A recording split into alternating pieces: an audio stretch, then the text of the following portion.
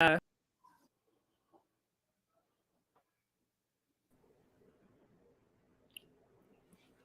I'm solo. Hello, everyone. We are live for this amazing, spectacular election. Yeah!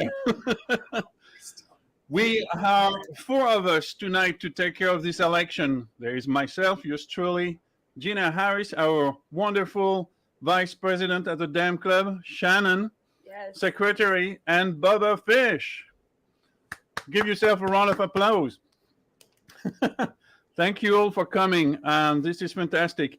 Let me just start putting some banners on. You guys need to start asking some questions and give us your comments about the election. What you think, leave that in the comment section right below, either on YouTube, either on Facebook, or on Twitter.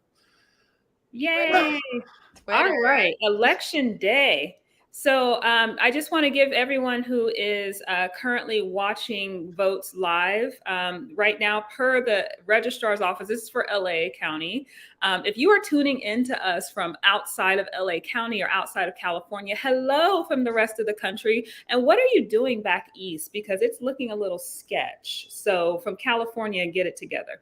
But anyway, for those of you who are right here with us in California, and even better, right here with us in Culver City, I want to let you know that according to our registrar's office, the vote counts that you are seeing if you're watching their website live is going to be their early vote by mail ballots that are cast before election day are being dropped right now between 8:30 and 8:45. The second round, they're going to they're going to drop between 8:45 and 9 p.m. These will be the vote center ballots cast before election day. And then the third and recurring results will be the vote center ballots cast on election day. And then, of course, the vote by mail ballots that will be continuing to come in. So, like I said, right now, the numbers that are showing and generating as we speak are these early vote by mail ballots like mine. Mine is being counted right now. I feel loved. And these were the ones cast before election day. So if you sent your vote by mail ballot in before today, your votes are being counted and you are helping generate these early or yay moments that are occurring right now. You just took me with you. That was very believable. Okay, so this is our first shot at looking at those numbers. Oh my God, this is a really rough race right now. What do you think, Bubba?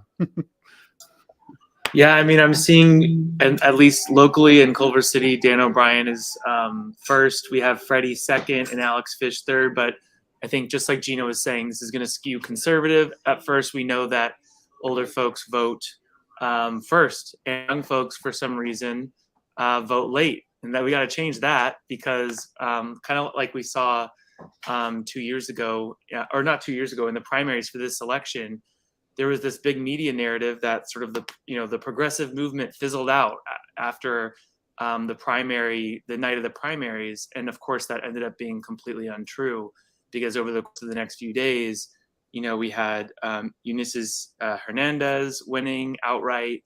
We had Aaron Darling in the lead, and Kenneth Mejia showing it, making a huge showing.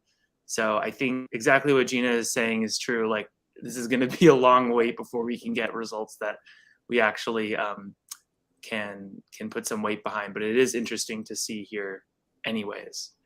Yeah. And so, go ahead, Shannon. I'm just wondering how it unfolded last time around, because I feel like I remember a yo-yoing effect around some of the candidates. Like, they definitely seemed like they were 100% going to win, and then it didn't turn out that way. I'm just wondering what round did it change, because I'm kind of projecting that it'll probably be similar. That if the first round is the more conservative votes, and then it differs. I just wonder how much it's going to differ. Like, what's the percentage of voters? But if they're more in which population? I think overall we're going to see, this is why voter turnout matters in city elections like Culver City, where the counts are going to be low. It's not going to be, millions of votes because there's not a million people in Culver City. And so cities like Culver City really, every vote is going to count because that really can swing an election. That can be that one vote, that one person can actually mean a race. The bigger, our bigger races as we get, zoom out into LA City, LA County, it's still, going to be, to me, anybody's race because, the candidates did a lot of hard push. People were doing, outreach and canvassing even up through the rain today. So we're going to see how much that matters. But I ultimately believe that right now, what we're witnessing, even though this is like dire, on the national level, democracy itself really is at stake. People have lost hope that change will actually come. And I'm worried that too many have sat this out. We just saw it in Georgia. I'm not sure if it's officially been called, but from what I'm hearing, Stacey Abrams did not overcome Brian Kemp. Beto O'Rourke was not able to overcome Abbott, which is just completely heart-wrenching. And it's due to voter turnout. So, high voter turnout tends to swing in progressive or, more democratic victories. With the high voter turnout, low voter turnout, we tend to go more conservative, moderate, have more, of those types of wins. So this is going to be the who's going to turn out the vote type of election. Right.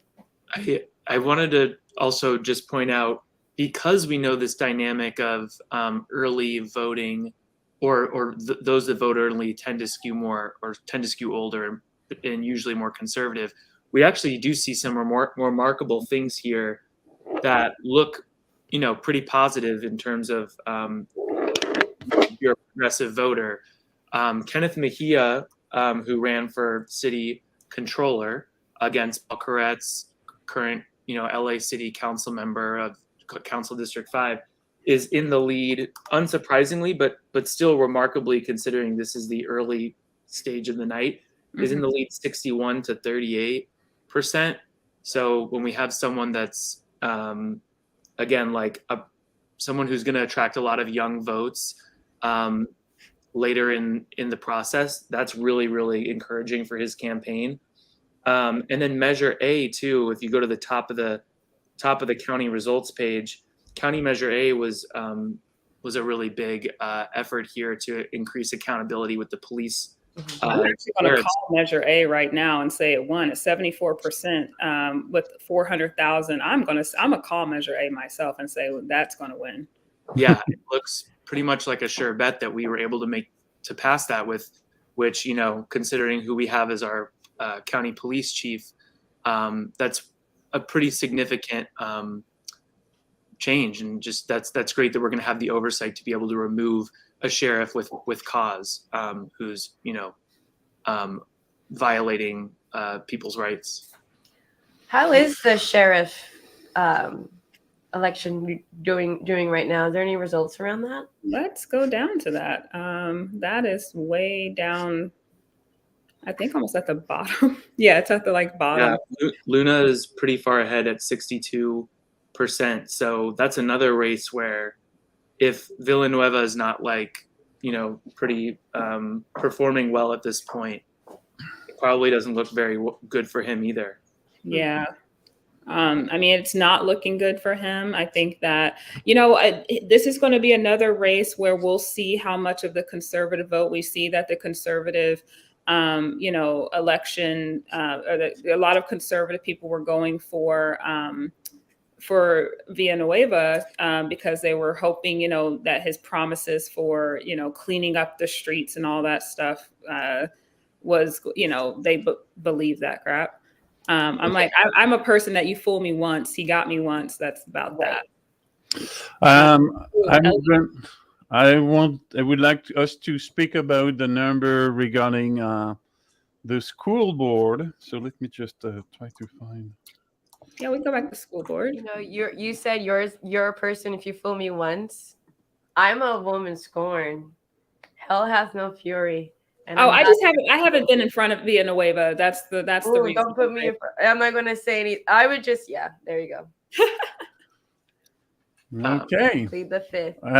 Shout out to Michelle Mayan, who organized the fantastic Hi, Michelle. forum, Kids Coop Forum. Awesome. So let's look at the number. It seems like the candidates from the Democratic Club are at the head of the polls right now. But again, you can't call it. I think it's way too close. Yeah, it's too tight. Way too tight right now to call anything. It's pretty close, and I think. Can you remind me? Oh, sorry. Oh no, go ahead, Shannon. I was just going to ask you, Gina. Can you remind me at what time the next tier voters are going to come in? 8:45. So like in 4 minutes. Yes. So according to lavote.gov, the second round is going to drop between 8:45 and 9, and that will be the early vote center. So these are the people who went to the vote centers before election day and voted. That will be the next drop of results or refresh. Oh, wow. So these are really like the nerds of us. Mm-hmm. Okay. I believe in democracy. Definitely voted at 5:30 today. It still counts. Just want to give a little information. I hear the rain. The rain is crazy right now, and we had a blackout. So if for any reason the blackout is coming back again, please stay tuned. We'll be back as soon as the electricity is back. I love it. Welcome to America. Yeah. Right. Can we just side note that election day happened on a blood moon eclipse? And I'm pretty sure I was like, is this I'm going to bring that up? But then there was a rainbow. I saw a rainbow this morning on my way to work. So I was like, oh, okay. So vampire cult meet rainbow. It's a balance. It's a whole spectrum. I think it's a good time to let everybody knows who will be our guest tonight. We have Lola Smallwood Cuevas coming at 9, followed by Tristan Azidore. I hope I'm saying it right, otherwise I'm going to be dead. Brian Guerrero, Stephanie Loredo, Sidney Kamlager, Alex Fish, and Freddie Pusa, and possibly Isaac Bryan or a representative. And I'm looking forward to hear from everybody. Hey, let's actually, since Lola's coming in, let's take a peek at the 28th district. Yes. Right now, it looks like Lola's in the lead at 58% to Cheryl Turner's 41%. Yes. So Lola Small Cuevas is, was our endorsed candidate. Mm-hmm. So I am, we're excited to see her doing well this early. So we'll continue. This is another one we'll continue to keep an eye on. Another one to look at, Kareem, is the measure to increase the business tax in Culver City was really hotly contested here, is very solidly in the yes column, which I think this early on, if no isn't winning, it's another one that we can likely feel pretty confident is going to pass. Measure B, right, is what it was, or Measure BL. Yeah, that's a measure to increase our business tax on large companies, and we had a contingent of conservative folks in Culver City that were fighting this one pretty hard, and it looks to me like it's doing very well. And even Measure VY, which would be the first time in this country's history that a city legalizes 16 and 17-year-olds to vote. It was a youth-led ballot measure, is still doing pretty well for this early in the cycle. So that's pretty encouraging too. Yeah, I think that VY, as I've said before, like I have hope Culver City can actually lead what we could become if we, become open-minded and we start looking at progress and stop fighting each other for the status quo. When we start looking at true, that's two of us. That's when we really start to see progress, because to innovate, we must challenge the status quo. So I know that before, when there's been discussions about the VY. Well, what about 16-year-olds? Are they ready to vote? Will they just vote what their parents want them to vote? And I'm like, you know what, Gen Z, stand up, because we saw with the insurrection, the kids were turning in their own parents for being at the January 6th insurrection. They're not having this. I mean, I thought that I was going to be the little hellraiser that was going to change the world, but I think I might just have to open the door for Gen Z and let them in, because I'm like, they're ready. They're angry about where the world is going right now. I mean, these are kids who, instead of having earthquake drills, they on top of that have to have active shooter drills. They don't want to live in this type of world. They're ready to change it. And I say, you know what? I need your votes, because likely the younger vote's going to vote progressive anyway. So I would appreciate having their votes. I would love to nurture and as for Culver City Dem Club, if VY passes, and even if it doesn't pass, I think that, if younger, students under 18 are interested in getting involved in, democratic process or want to come to the club, I encourage it. I'm really excited to see young people get involved. So.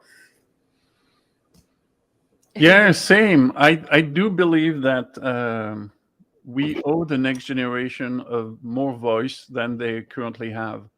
Boomers completely messed up the planet.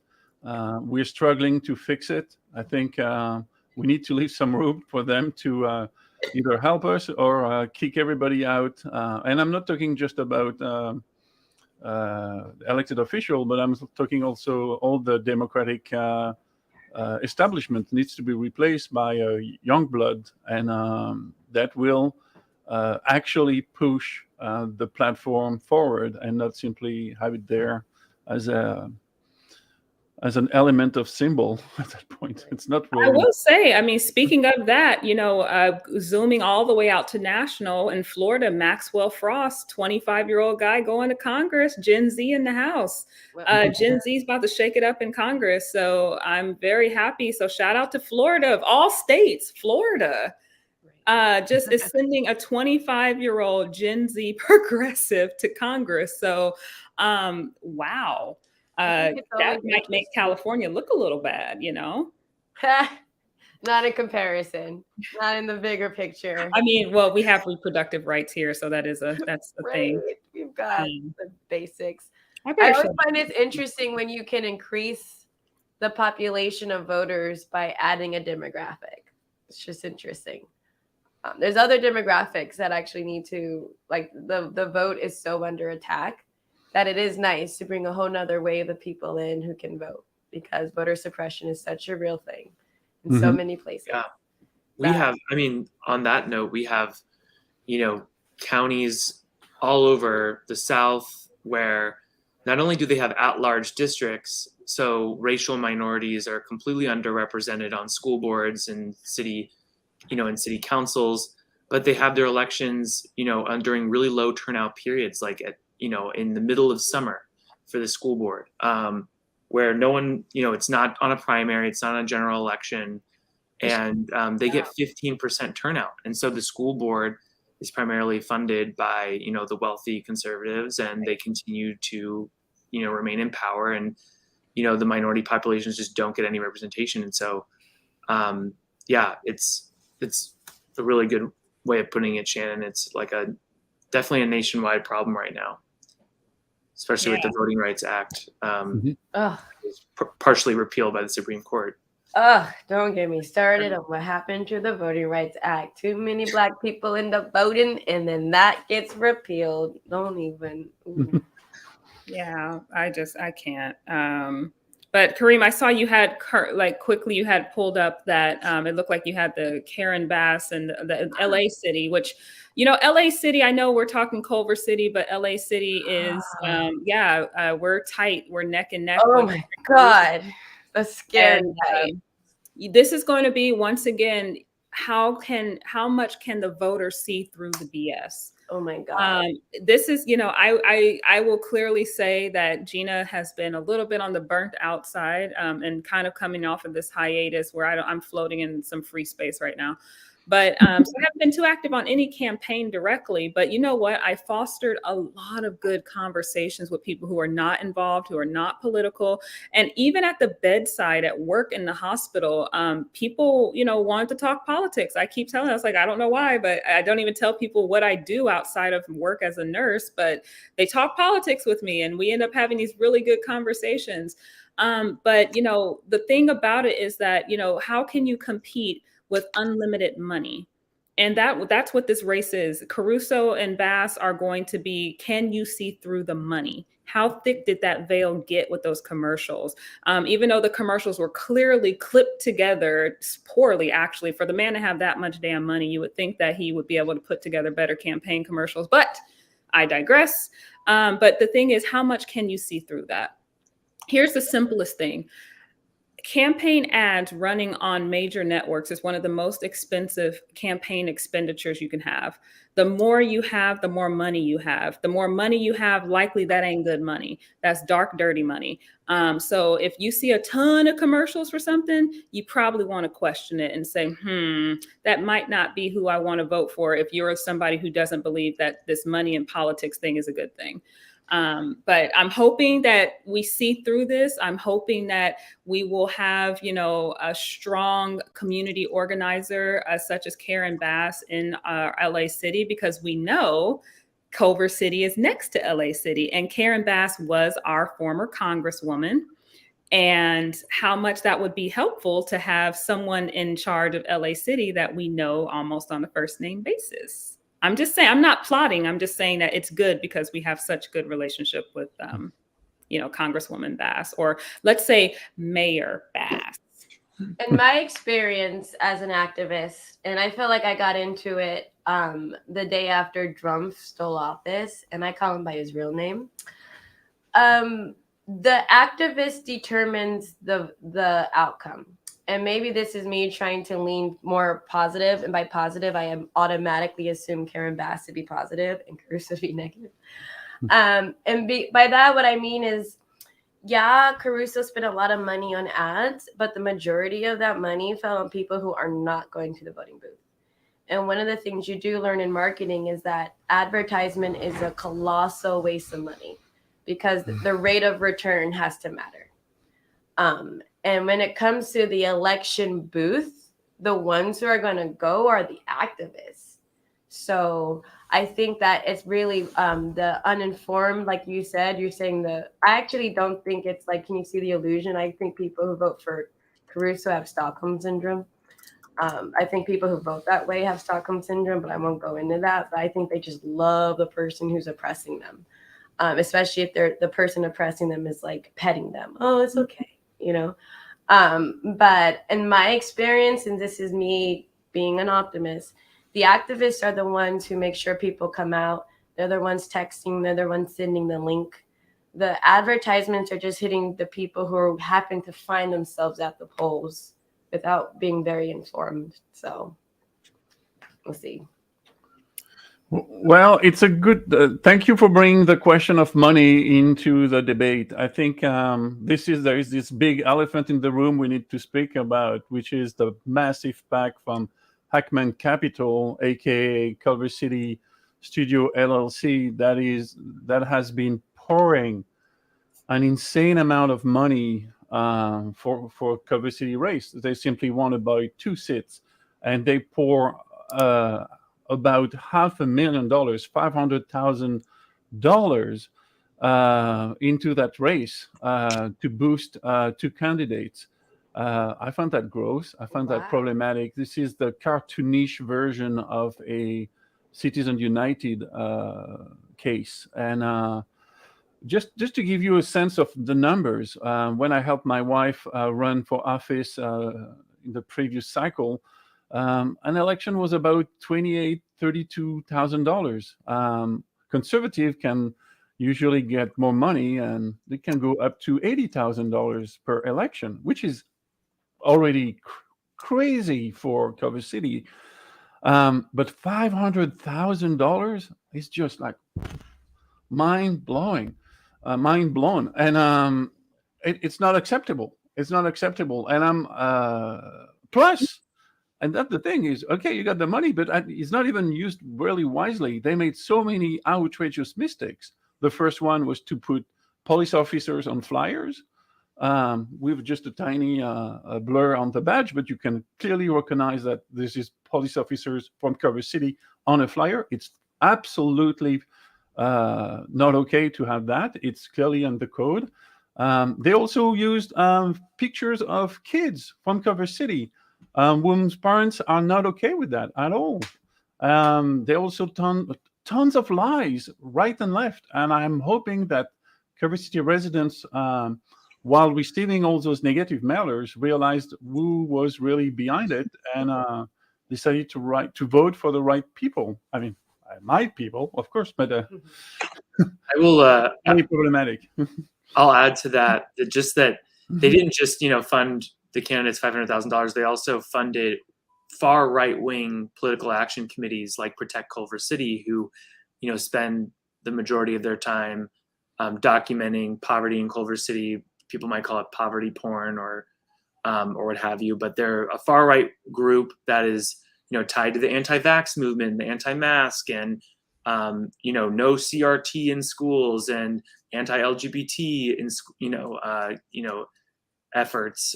So they're not just funding their own independent efforts to elect Dan and Denise in Culver City, but they're doing that by funding these very dangerous groups that have their own political agendas that may or may not match up with Hackman's.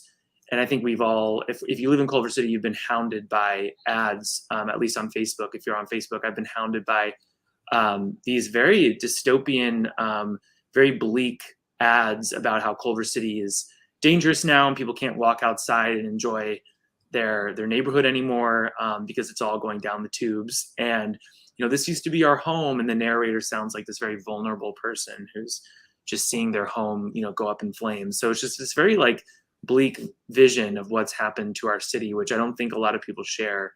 And I just to Kareem's point, I kind of wonder about their strategy with this money. Was this really money well spent? We will see. Right now that those two candidates are leading with 17% of the results in. Dan and Denise are leading 26% and 21%. But again, it's early, and this is where the bulk of the conservative vote is going to come in.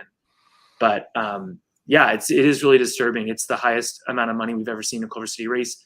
I think Alex Fish pointed out that proportionally, this is like if someone dumped $5 million into an LA City race for council. So yeah, it's an outrageous amount of money for our town of 40,000 people. Ooh, that's a lot of money to raise. Yeah. I'm also wondering, let's assume Dan and Denise are winning. Does that really give them a real mandate in those conditions?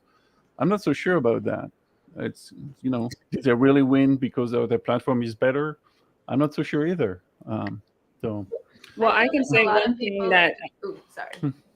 No, I was just going to say one thing that I think the people of Culver City, if these candidates do win, and, I'm a person of democracy. I will not, I won't challenge a vote unless it's worth, it actually needs to be challenged.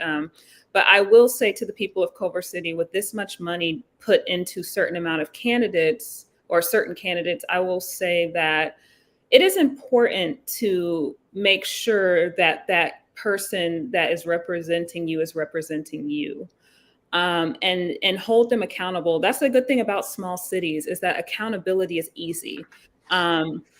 As you see, it gets really muddy and murky the bigger it gets. We'll talk about LA City later, but I just hope that people of Culver City, you guys are always on it. Your council meetings can be pretty live.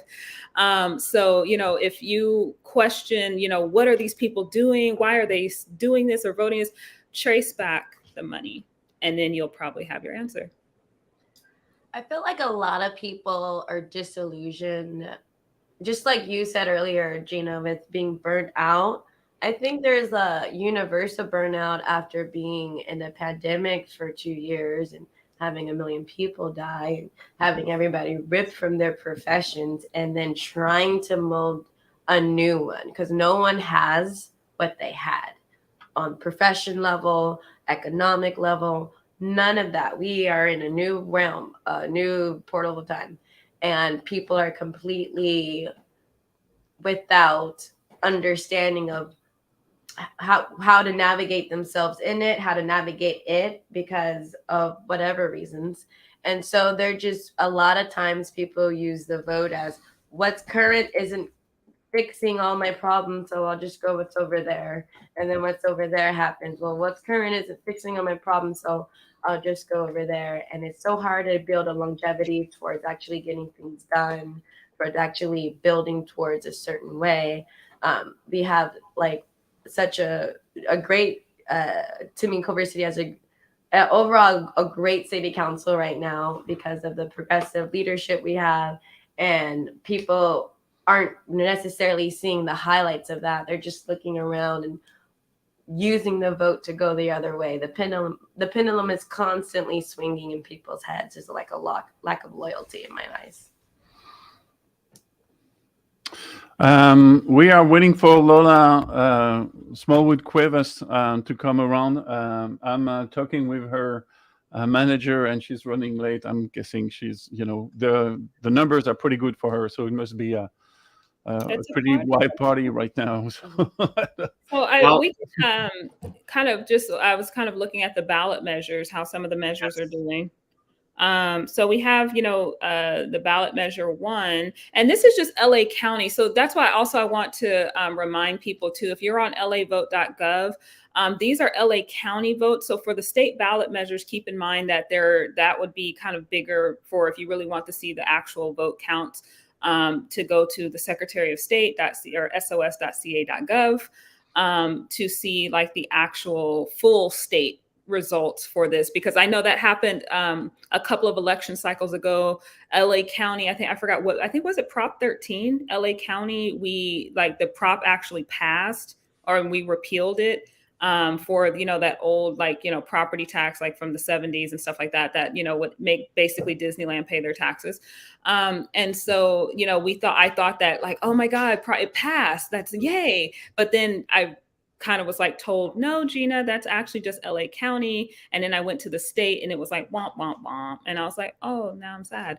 So I just want to put that out there. If you're watching election results on lavote.net, that's displayed right now, these election results are for LA County. So I see we have Lola. Hey, Lola. Hello, Culver City Dems. How are you? We're doing great. Thank you for coming and stopping by my celebration. It was so good to see you. I'm in your amazing city tonight at Rush Street. Thank you for hosting me. How are you feeling right now? I'm sure joyous. I'm a little tired, but I'm ready to go. I'm feeling good about the results. We did the work.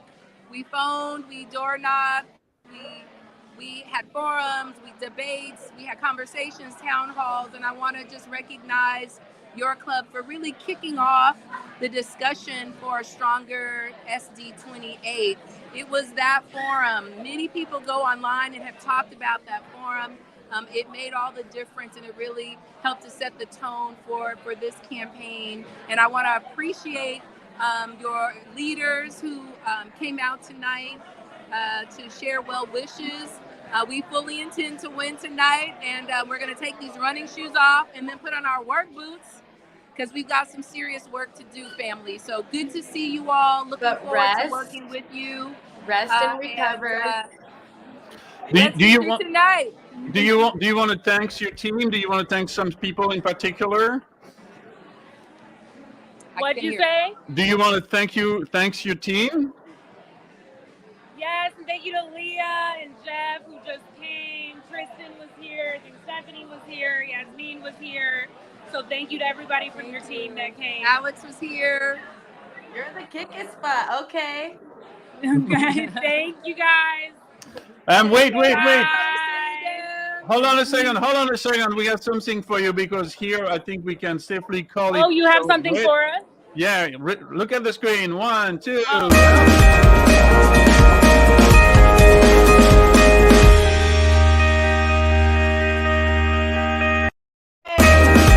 It's kicking ass too. I like it. I need that catharsis. Thank you for winning. Thank you so much. Appreciate Bye. you. Bye, y'all. Bye. Bye. Bye. Whoop, whoop. Yeah, we are Hey, party animals. coming next, we have.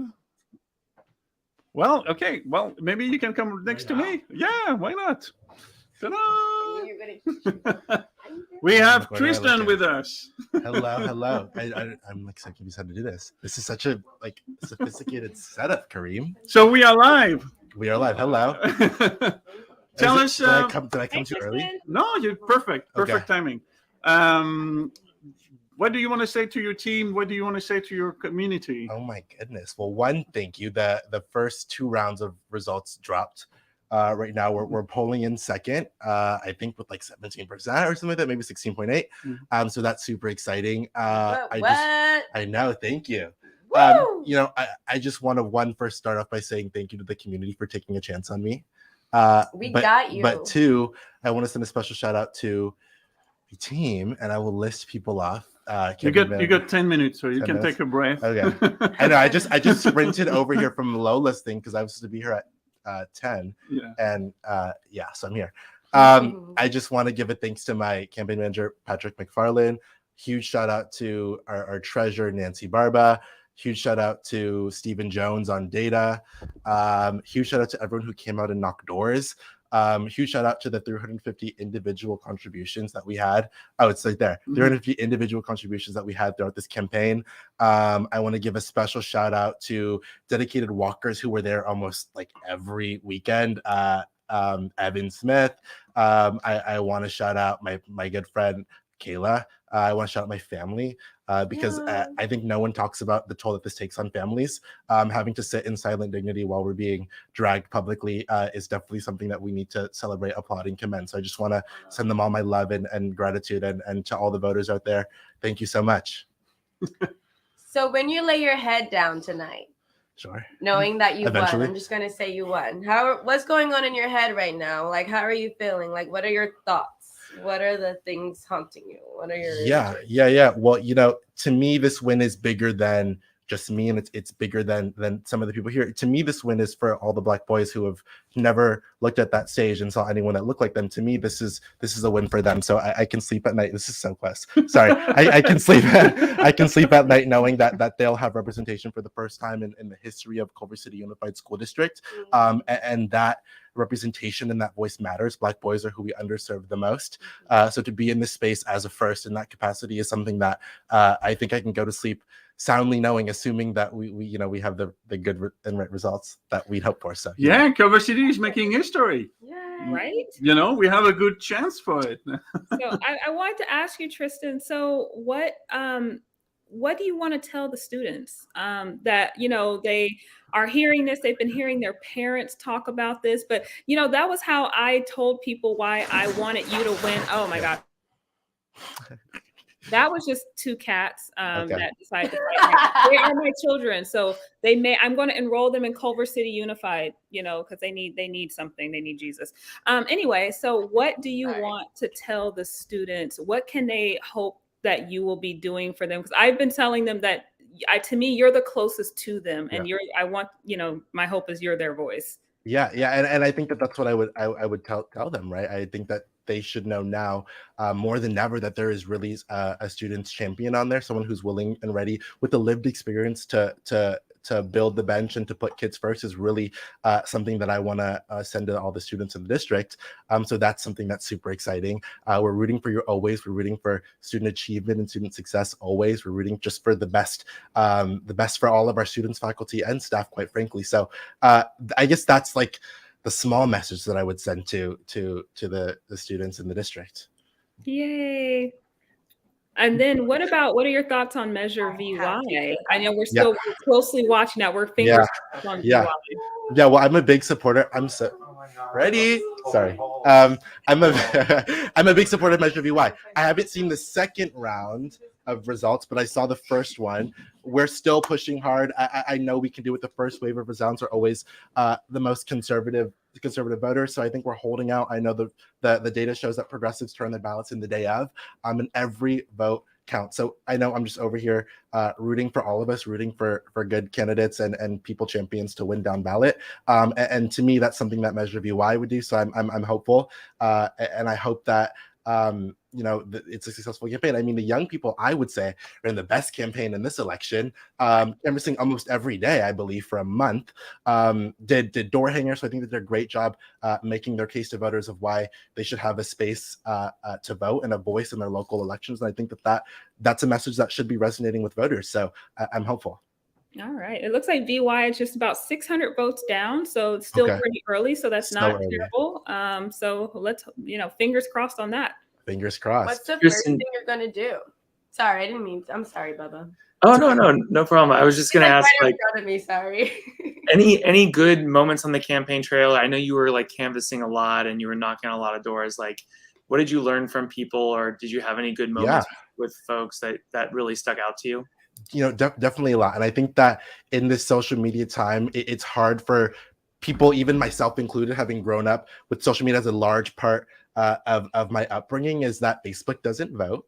So, what we hear at the doors is very different than the language and the tenor and the demeanor that we hear on social media. So it was actually canvassing that gave me a lot of hope. It showed me that we really do have much more in common than what separates us. So just to be in community, to be talking to voters, to be explaining these issues and explaining that we can do hard things.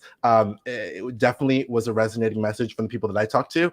It was definitely really good to hear perspective from other community members as well. What's the first thing you're going to do? Oh, on day one? Yeah, on day one. You got one. Do you get 100 days, or is it like 7? That's a good question. So throughout the campaign, a lot of forums ask what you want to do in the first 100 days, but I don't think they recognize that we're actually part-time. But I mean, I can list a bunch of things that I want to do. Yeah. I mean, first, I think that short-term and long-term are two different things. So a lot while I was canvassing, people were asking, what's the one thing? And it's really hard to talk about the one thing when there's so much, transformative potential of education policy. So I always break it up into two, a short-term and a long-term goal. I think that it's not unique to Culver City, but I think school boards across the United States are going to be focused on making sure that we address the long-term effects COVID had, social, emotional, and academically on our students and families. So that's first and foremost. But long-term, we need to be doing everything we can to address our student achievement gap. I mean, we are underserving. It's not just Black and brown boys, even though that's who we're underserving the most. It's also English language learners. It's also students with disabilities and IEPs, and so on and so forth. So, I want to make sure that we implement intentional plans. I would love to see a Black student achievement plan. I need to be seeing plans, and I need staff to be giving plans that can help give us steps and process pieces that will make sure that every student achieves. Aww, Tristan, awesome. I have someone here that wants to say congrats on a great campaign. My stepdad, hey, you made it.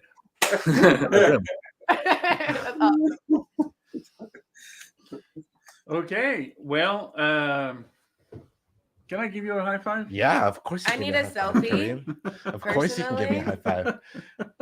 Wait, Give multiple high fives. You know, all the high fives you want. It's hot. Here, my dad. It's my time down. Okay, and we have Brian Guerrero coming up. So let's do. Sorry, I'm like getting selfies. Anyway, thank you. Thank you.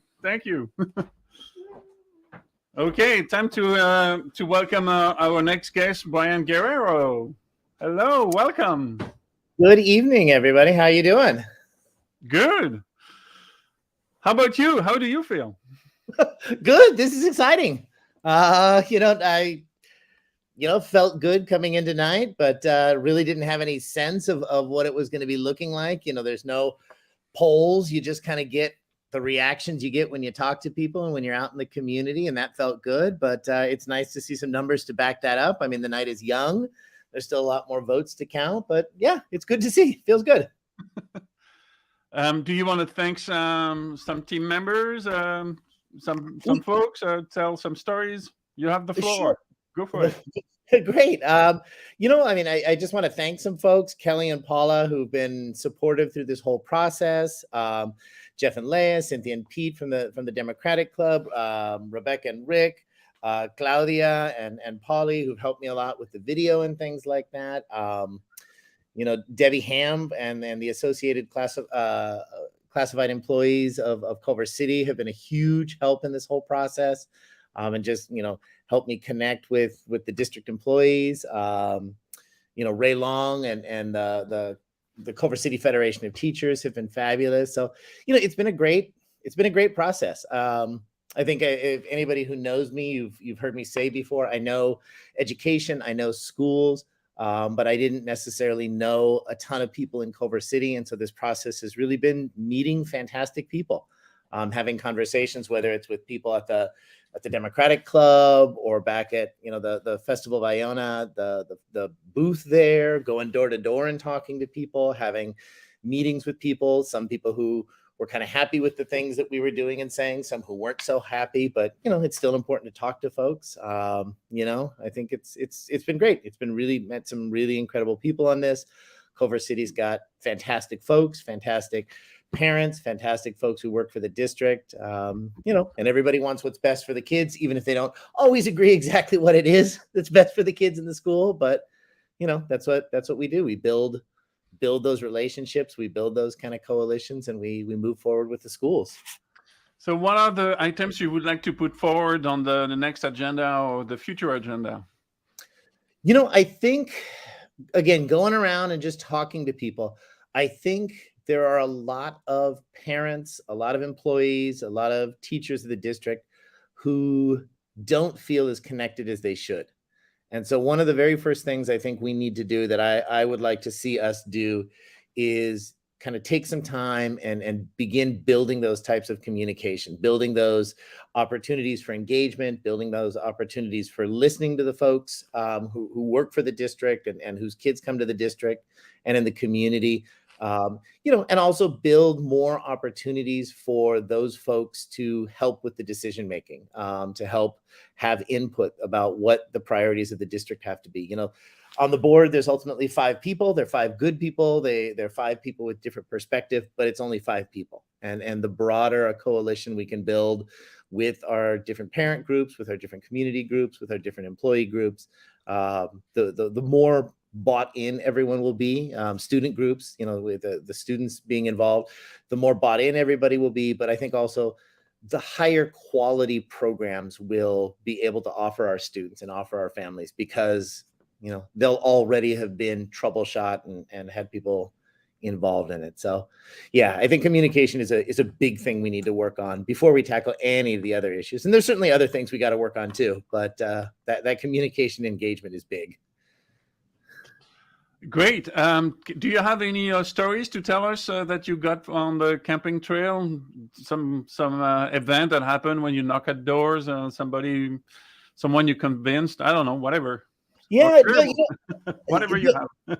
Just lots of good conversations with people. I mean, as everybody here knows, the whole question about honors and changes that the high school is making and the middle school are making to the honors program have been big. There's a lot of misunderstandings and misinformation out there, and so you can always tell with somebody. And again, not everybody's going to 100% agree with you, and that's totally fair. But you can see when somebody's got a misconception and you're able to explain it to them, and they go, "Oh, okay, I get it. Maybe I agree with you. Maybe I still don't agree with you, but at least I understand what the problem is now. And I understand what the district's trying to achieve with this. It's not just some crazy idea. They're going to try to offer something that's better for all the students." And, I'm a teacher. And so that kind of the light bulb goes off, whether it's your students or adults you're talking to, it's always powerful. And it always feels good to you that you're able to get your message across and communicate with people. So I've enjoyed that a lot. What subject do you teach?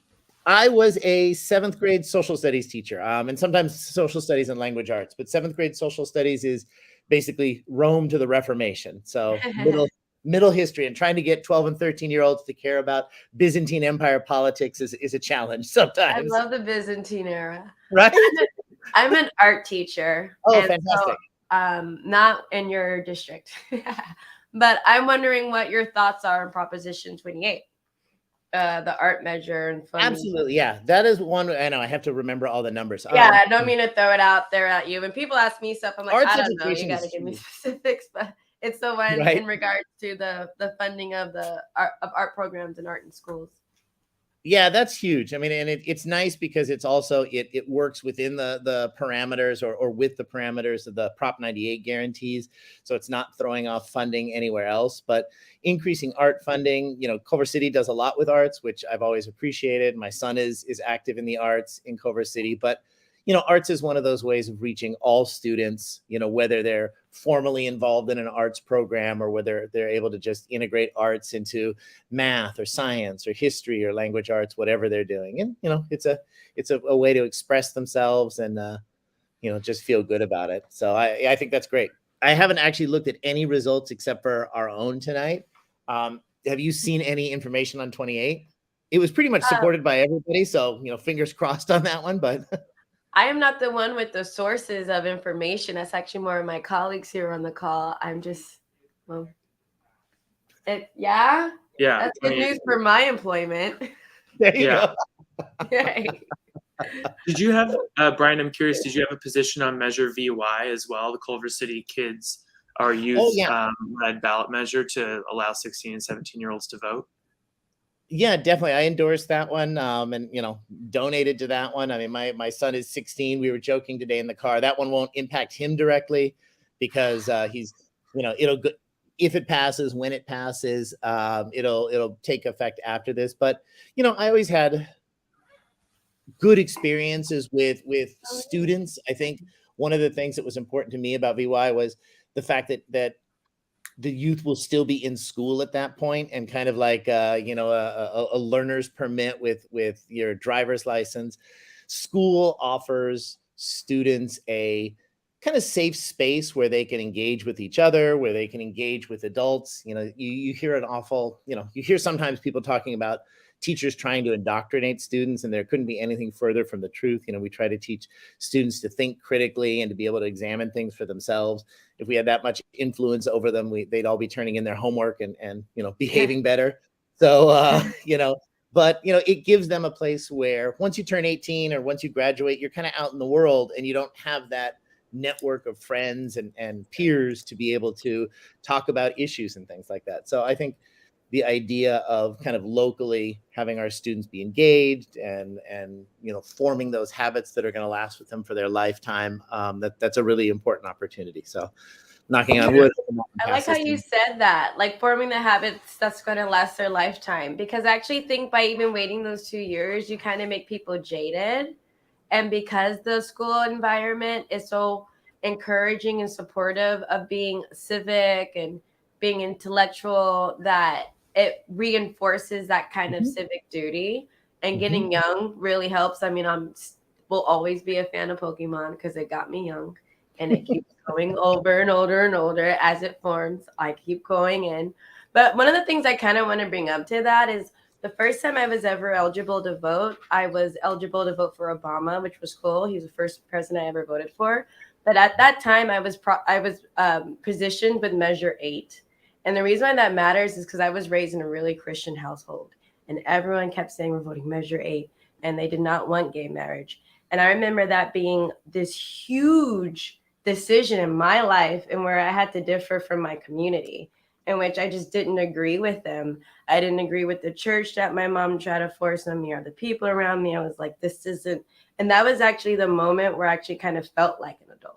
Where that moment where I'm going to sever myself from the people who are trying to influence me in a certain way. So I do think that that's an element that we should also consider, that we're bringing, and I think it's positive, that we're bringing to our 16-year-olds. How do you think? How do you vote? Who is influencing you? How are you going to unfold? I mean, that Prop 8 was a huge moment in my life. It really determined how I was going to conduct myself later on. That was me being 18. So I can imagine the experience of that 16-year-old with that experience, with finally a voice saying, well, it matters. What do you have to say? Where are you going to pull from? Yeah, I just wanted to add to that really quick. So I think that having VY passed is going to be important because we have really lost civic engagement in school. I mean, I remember my high school civics because I was a nerd trying to graduate early. I took it over the summer, so it really was like not a it was not not a course. It wasn't, it was just kind of like a quickie, like in and out course, but they're so important. And what we've realized across the nation is that we don't know crap about elections, about politics. We don't understand the electoral college. We don't understand anything. And that all goes back to the fact we have not been taught. And so with VY, like I said, whether it passes or not, being on the school board, I do want to encourage more civics, more, understanding of government, because like you said, they get out there and they turn 18 and we just give them a ballot saying here with no training wheels. And it's, to me, that's a little bit irresponsible. And so we should have more engagement, and something like this would definitely encourage that. And so lastly, just to wrap up, I know what do you want to tell the students? Everyone wants to talk about the parents, the teachers, everybody, but what's the message to the students that you want to give? I think, first of all, obviously that we care about them and establishing those relationships, whether it's with the teachers or other staff at their schools, but all the way up to the school board and district administration, but just reminding them that they matter and that they have a voice as much as we do. It's a different voice. It's a different perspective. It doesn't, it is not there's not a single voice that needs to carry the day, but all of these voices need to work together, whether it's their parents' perspective, their perspectives as the, consumers of the instruction and the consumers of the education that we're putting out there. The teacher's voice matters. All of these voices come together. And the more that we can work together and create programs and policies and things like that work for all of us, and that have been reflected on by all of these different voices and perspectives, the more likely we are to find something that works for everybody and meets the needs of all students. We used to talk about too, which students. We used to run this, there's a program called the LCAP. It's a district academic plan, and it was really easy to go ask your ASB students and your students who are really active in things, and they always had opinions. And a lot of times their opinions were positive because the system was working for them. But it was also a matter of going out and finding some of those hard to reach students, talking to the students who are in front of the counseling office or the principal's office, or hanging off on some kind of secluded part of campus, and making sure that they're involved and talking to the students who the system might not be working for quite as well, and making sure that their voices are reflected too. So yeah, students, it's exciting. Knock on wood. Hopefully I'm able to serve you in this capacity at the end of the night. I look forward to it, and I look forward to you all being involved. Aww, thank you so much for passing by. We really appreciate. Thanks, Brian. Bye-bye. Bye. Good night. Good night. Night. Okay, coming up, Stephanie Loreto, and she's here, ready to go. Hi, everybody. Hey, Stephanie. Hi. Thanks for having me. How are you feeling? Are you freaking out? I'm freaking out. I'm excited. I'm confident, and I'm surrounded by people who love me. So it's great. Aww. That's wonderful. I have to say, your husband in this campaign has just filled me with joy. He's like being so supportive, and he's literally, I found him riding his bike, because I was riding my bike to somewhere, and he was riding his bike with a giant Stephanie sign in the pinned to the back of the cargo. And we got to chatting, and he's been like on Facebook, just like promoting your campaign. And I feel like of all the spouses out there, he's just been like running hard, and I loved that.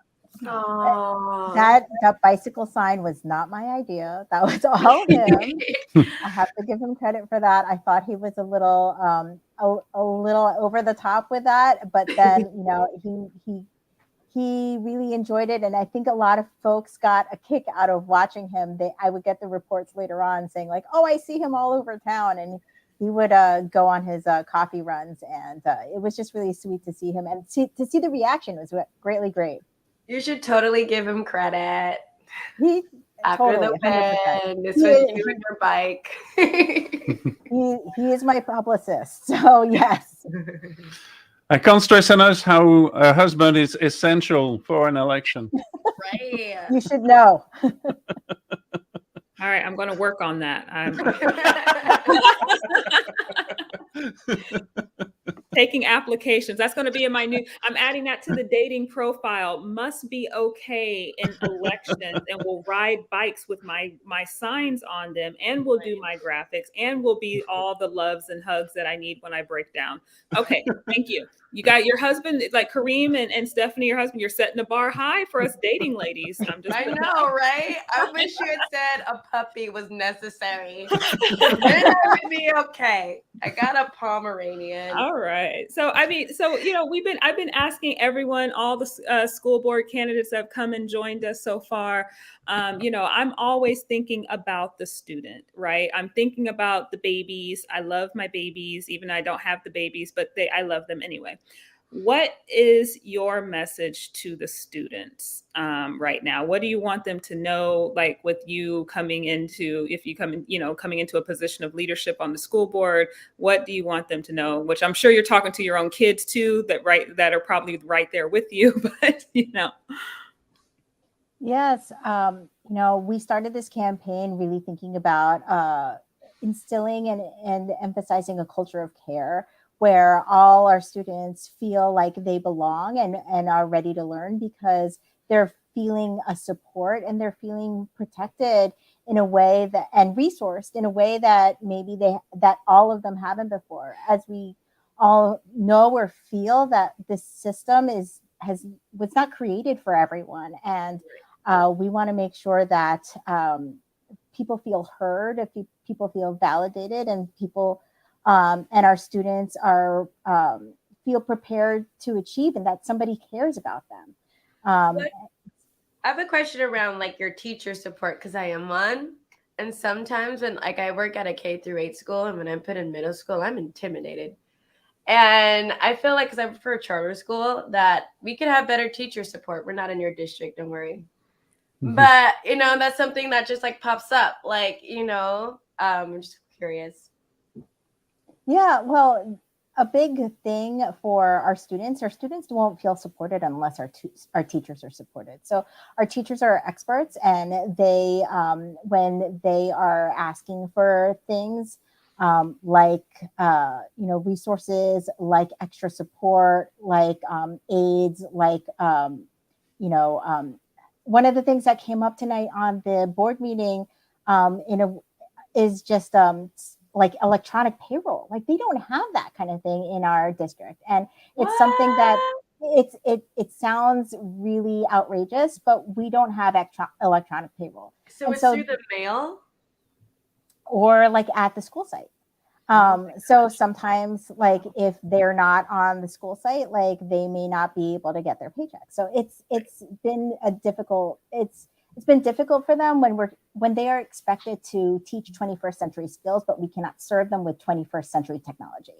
I know we're working on it, and it's beyond time that that they should be served with these kinds of benefits.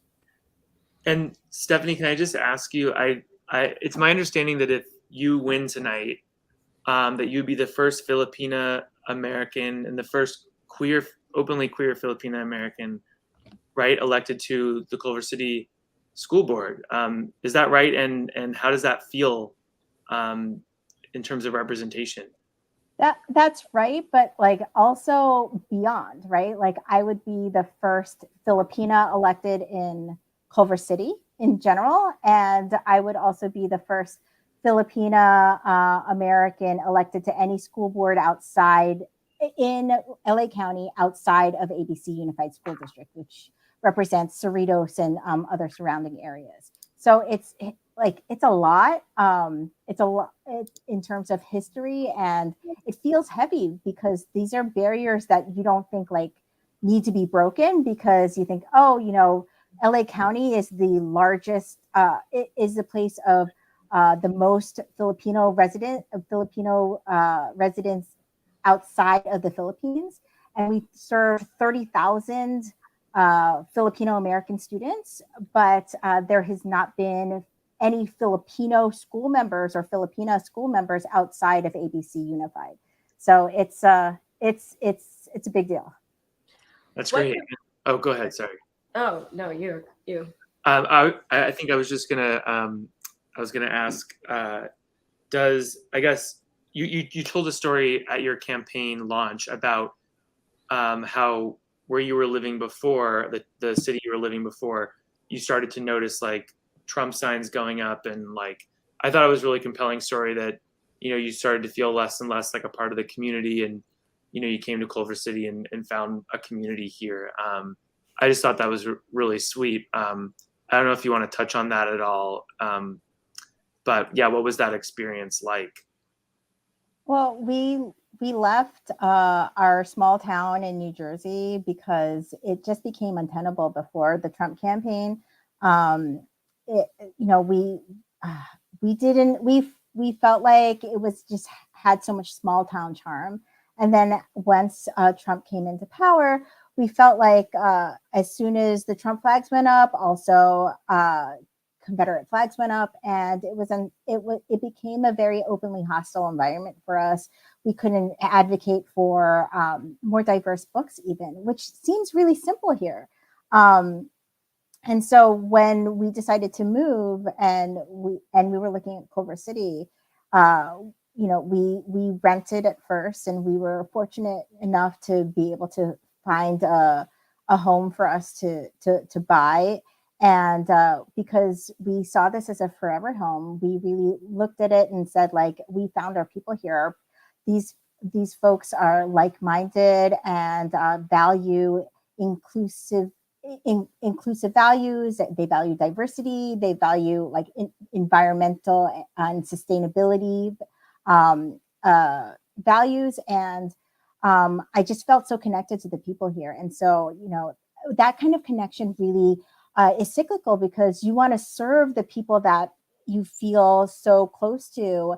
And, and that became my mission in terms of making sure that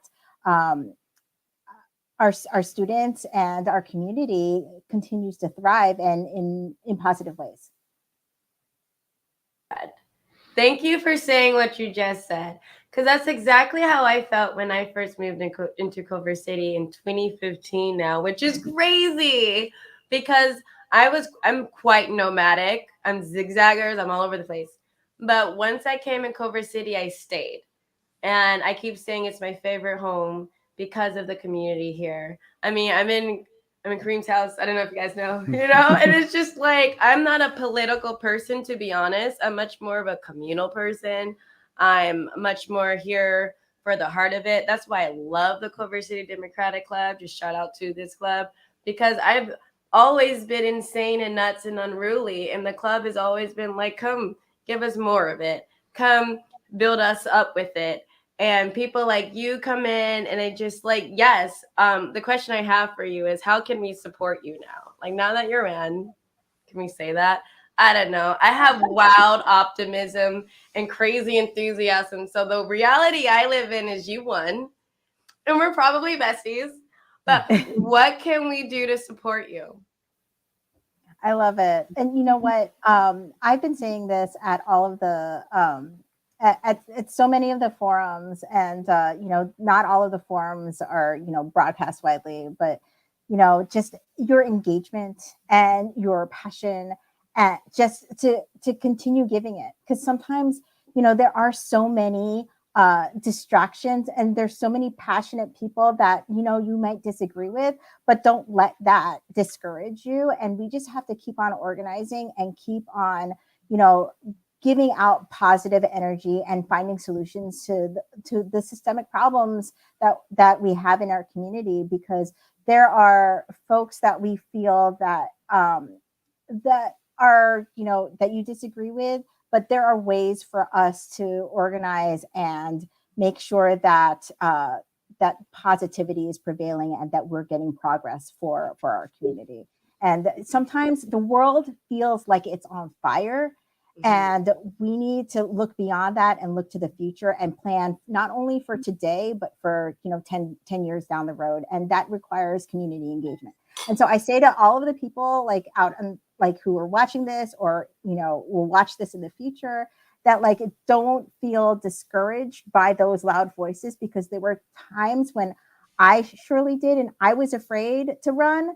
But you know, at the same time, I felt compelled and to run because if not me, then like how would we get this culture of care that we so sorely need, and that from a voice that is rarely heard. And so I want to say to all of the folks that, like, you know, have never even thought of running in the past, like, because you weren't able to dream about it, because I was never able to dream about this. This is not something that I saw represented in my life growing up, right?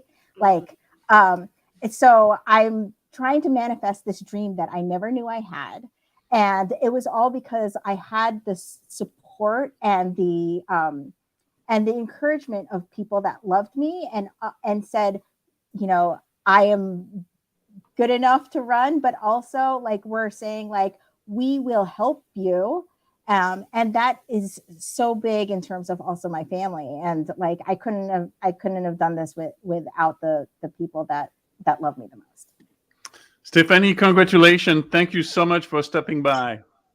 Thank you so much. Manifesting your dreams. Yeah. Can I shout out to my to some folks? Yeah. Absolutely. This is the place. Yeah. I mean, like, simply saying thank you cannot express the enormity of gratitude that I have for our team members and volunteers and supporters.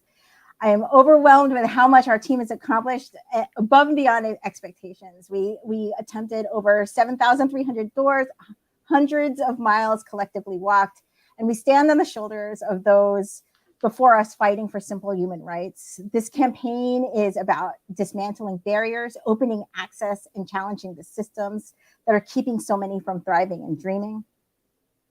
To every volunteer, to every host, donor, supporter, and community member, thank you for holding the door open to love, to fighting for our future, and to making this campaign a remarkable historic journey. I want to recognize very special people and who I consider my family members and also supporters, my campaign manager and amazing organizer, Jen Metz, publicist and favorite human, Anthony, our families who sacrificed their weekends and sleeping in for 2 months at least, Kaylin, Rayleigh, Andrew, and Quincy, my finance director, my sister-in-law, Celeste, my mentors, Kelly, Kent, and Paula Amazola, and their family members who also walked and supported, Bruce and Will, hosts and event lead, Katie Hooten, along with her family, Tim and Josie, Filipino-American amazing graphic designer, Brian Berenio, web designer, Lauren Anderson, Ben Wiles, my treasurer, Java Delora, Will de Guzman, my cousin, our photographers, Ardith Nishi and Katie Hastings, host Thomas Small, Joanna Brody, Megan Sally Wells, Kareem Sally for your mentorship with that, Claudia Vizcarra, Kendra, Eleanor, Julie Reyes, Salome, Sandy, and Massimo, Megan Lennox, Tamar Christensen and Randy Fallows, Joyce, Jeff, and Orion Countryman, Francis Rosenau, John Soldwish, Maddie Hamilton, Chum Zaxon, Lauren Lou Miller, Rhoda Della Rosa Santos, Megan Otza Goodwin, Darian Jen de Guzman, Mark and Gloria Polito, Alex Fish, Leah Pressman, Disa Lindgren, Michelle Weiner, Freddie Puza, and Lindsay Crane. I thank all of you and for all of your support, all of your love. It's been amazing. And there's so many other people to thank, but thank you so much. I'm just so overwhelmed with all the support. And thank you to CCDC for having me and to all of you. Thank you so much. Wow, that's a lot of people. Running, Stephanie. I love that. I love your shout out. Girl, get your team. All right. Well, you have a good one. And hopefully with all the excitement, get some rest and still stay well. Sorry, I had to go on my little nurse kick for a minute. Flu season is real. So is that something going around? Because something. I know. Thank you, Stephanie. We have Measure VY coming up. Thank you. All right. Measure VY. Okay, so I'm pleased to welcome, yes, on Measure VY, the team. Hi. You know, I keep saying the baby. You guys are not babies, but to the millennial, you guys are the babies, and I love the babies. We must, it's like support the babies. But you're not babies, so I don't want to offend you by calling you babies. It's just I feel now I can have some seniority after being called the baby for so long. Can we meet everyone too and get everyone's names? Yeah. Oh, hi, I'm Miles. I'm Ava. I'm Ada. And I'm Michelle, and we're all seniors at Culver City High School. Amazing. Y'all, congrats on the LA Times article. Congrats on this first in the nation, right, ballot measure. Just incredible that, or first in the nation if it were to pass, right? No. Okay, give us, correct me. Sorry, that's what I thought it was. We're the only active one in the nation. So this has already passed in Maryland and then at the school board level in Oakland and Berkeley. But we're the only ballot measure that's like actively running. Okay, got it.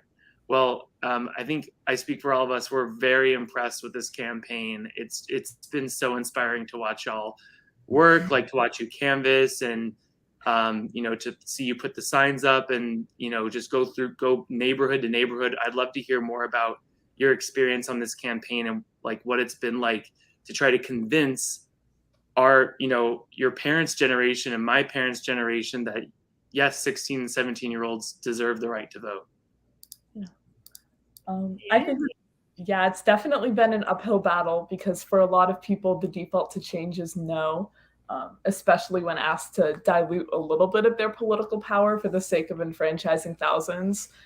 So we've seen that while canvassing. I think we've done like 25 canvassing parties in the past 6 weeks. Oh, wow. More? Yeah, we've knocked on thousands of doors and had a whole lot of conversations. We've been to every part of the city. Yeah. We've really got our steps in.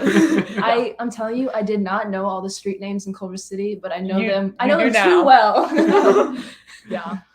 Awesome. So I wanted to ask you guys, when it comes to this measure, what are you hoping to instill? Like, how do you expect, to engage, like, your friends and other people in the high school? You're seniors, so of course you're going to have to bestow and continue to hopefully get the engagement as you graduate into next year or into the next election. So what is your hope there?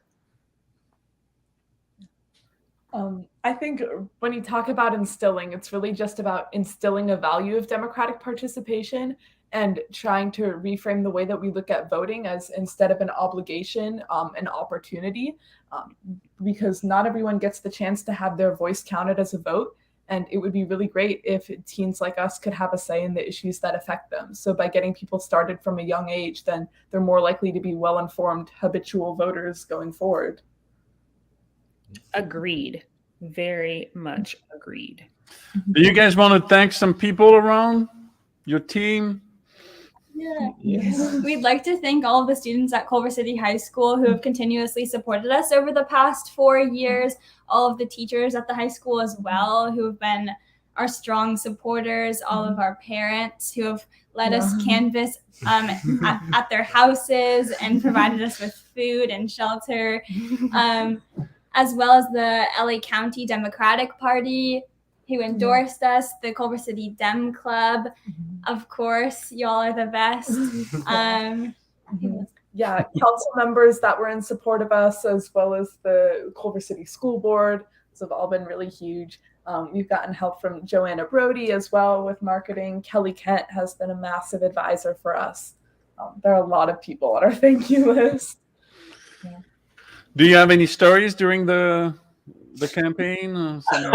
How was it to knock at doors? We were canvassing in my neighborhood during the beginning of our venture, and it was Julia and I, Julia's not here today because she has a bit of a cold, but we knocked on this woman's door and she answered the door, very smiling, very nice, holding a fistful of dry ravioli. And when this wasn't like a packet, this was like a good 7 pieces of ravioli in one hand. But still like stepped outside and had a good 10 to 15 minute conversation with us with ravioli in hand. So I don't know, that was fun. All right, that is the tales of the canvassing. You just don't know what you're going to get when that person opens the door. You get so thrilled that someone's giving you a moment, but then you're like, what is going on here? And am I invited to dinner? What has it been like dealing with the opposition? Because I mean, personally, it kind of made me mad seeing, folks put up, no signs and, and just being pessimistic and sort of like you were saying, curmudgeon-y about it. Like, how did you deal with people who were not aligned at first? How did you talk to them? And were you able to change any hearts and minds? Yeah. I think there are kind of two different types of opposition we're looking at. So there are the people that are putting out signs in their yard that say, leave the kids alone, and are very close-minded to the idea. And then we also have a whole group of people who have never even considered lowering the voting age before, and just their automatic response is, no, that's not a good idea. And we talked to some of them canvassing, and we've seen that lowering the voting age is one of the few issues with a lot of movement. And what we mean by that is, while people are relatively set in their ways about abortion and the death penalty, when you ask them about teenage enfranchisement, they might be a bit more hesitant, but after talking to one of us, then they really start to change their minds and reevaluate the way that they're looking at the issue. And sometimes if someone already voted by mail, we'd ask them, hey, do you remember how you voted on Measure VY? They'd go, oh, I don't remember. Wait, yes, I do. I voted no. So I think that's been the hardest opposition to deal with, just people who aren't really thinking about what they're voting on. And that really just underscores the need for teen enfranchisement, because voting is something that should be taken very seriously. So involving people from a young age will really highlight that importance. Yay. Wow, I'm really impressed with all the hard work you put out. It's your first campaign and you did fantastic. The art sign are sublime. From a graphic design perspective, I was really impressed. So really well done. I'm really proud of you, and I'm hopeful that you will win. The first numbers are always conservative numbers. I think you have a shot, so we can't call it tonight, of course, but I think you really have a shot, and I'm really hoping that you will make it. Thank you. Thank you so much. We really appreciate that. Okay, we have Congress. We have Sydney Kamlagers coming up, and so I can't make her wait any longer. But I would like to thank you so much for all your hard work. Thank you for stopping by, and keep it up. Happy dance. Heroes. Thank you so much. Bye, guys. Have a good one. You too. Bye-bye. Thanks. Okay, so time to call up our Congresswoman. I think we can call that. Well, wait, what are we at? Sydney, we're here. It's your turn. Celebrate. I think we're close. I mean, we're at 63%. Can you guys hear me? Yes, we can. Hey, well, congratulations, Culver City. I'm so excited. The numbers have come in, and I think we're at 63%. So we're super excited. We just had our event here, and I'm going to head on over to LA to the Palladium, because we have to make sure that Karen Bass gets across the finish line. But I'm so excited that I have the opportunity to continue to represent Culver City, which is this gem in the middle of the district that really centers us in social justice and in progressive action, and really speaking truth to power. And I'm just humbled to be able to call so many of you all friends, and to continue to learn about the issues that are really important to you. And I'm hoping that I'm going to be able to take my muscle to Washington, D.C., and make some change on the national level. I know that you guys had some really important measures on the ballot, and you had some great people running to be on the city council there and on the school board. And these are incredibly important local issues, but they also resonate at the national level with how we're treating our seniors and how we're treating our young folks and how we're educating and how we're saving our planet and how we're also working to save and protect and rebuild and uphold and defend and honor democracy. And that's so important right now. The disrespect that we see across our country as it relates to how we treat women and our LGBTQ brothers and sisters and our immigrants and our seniors and those who are poor and those who are unhoused and those who just think differently has to stop. So I'm just grateful that Kareem invited me to say hello to everyone in Culver City. And I just thank you for being such a solid constitutional rock of goodness and fortitude and progressive action. Sydney, we have a little surprise for you. Are you ready? Okay. And then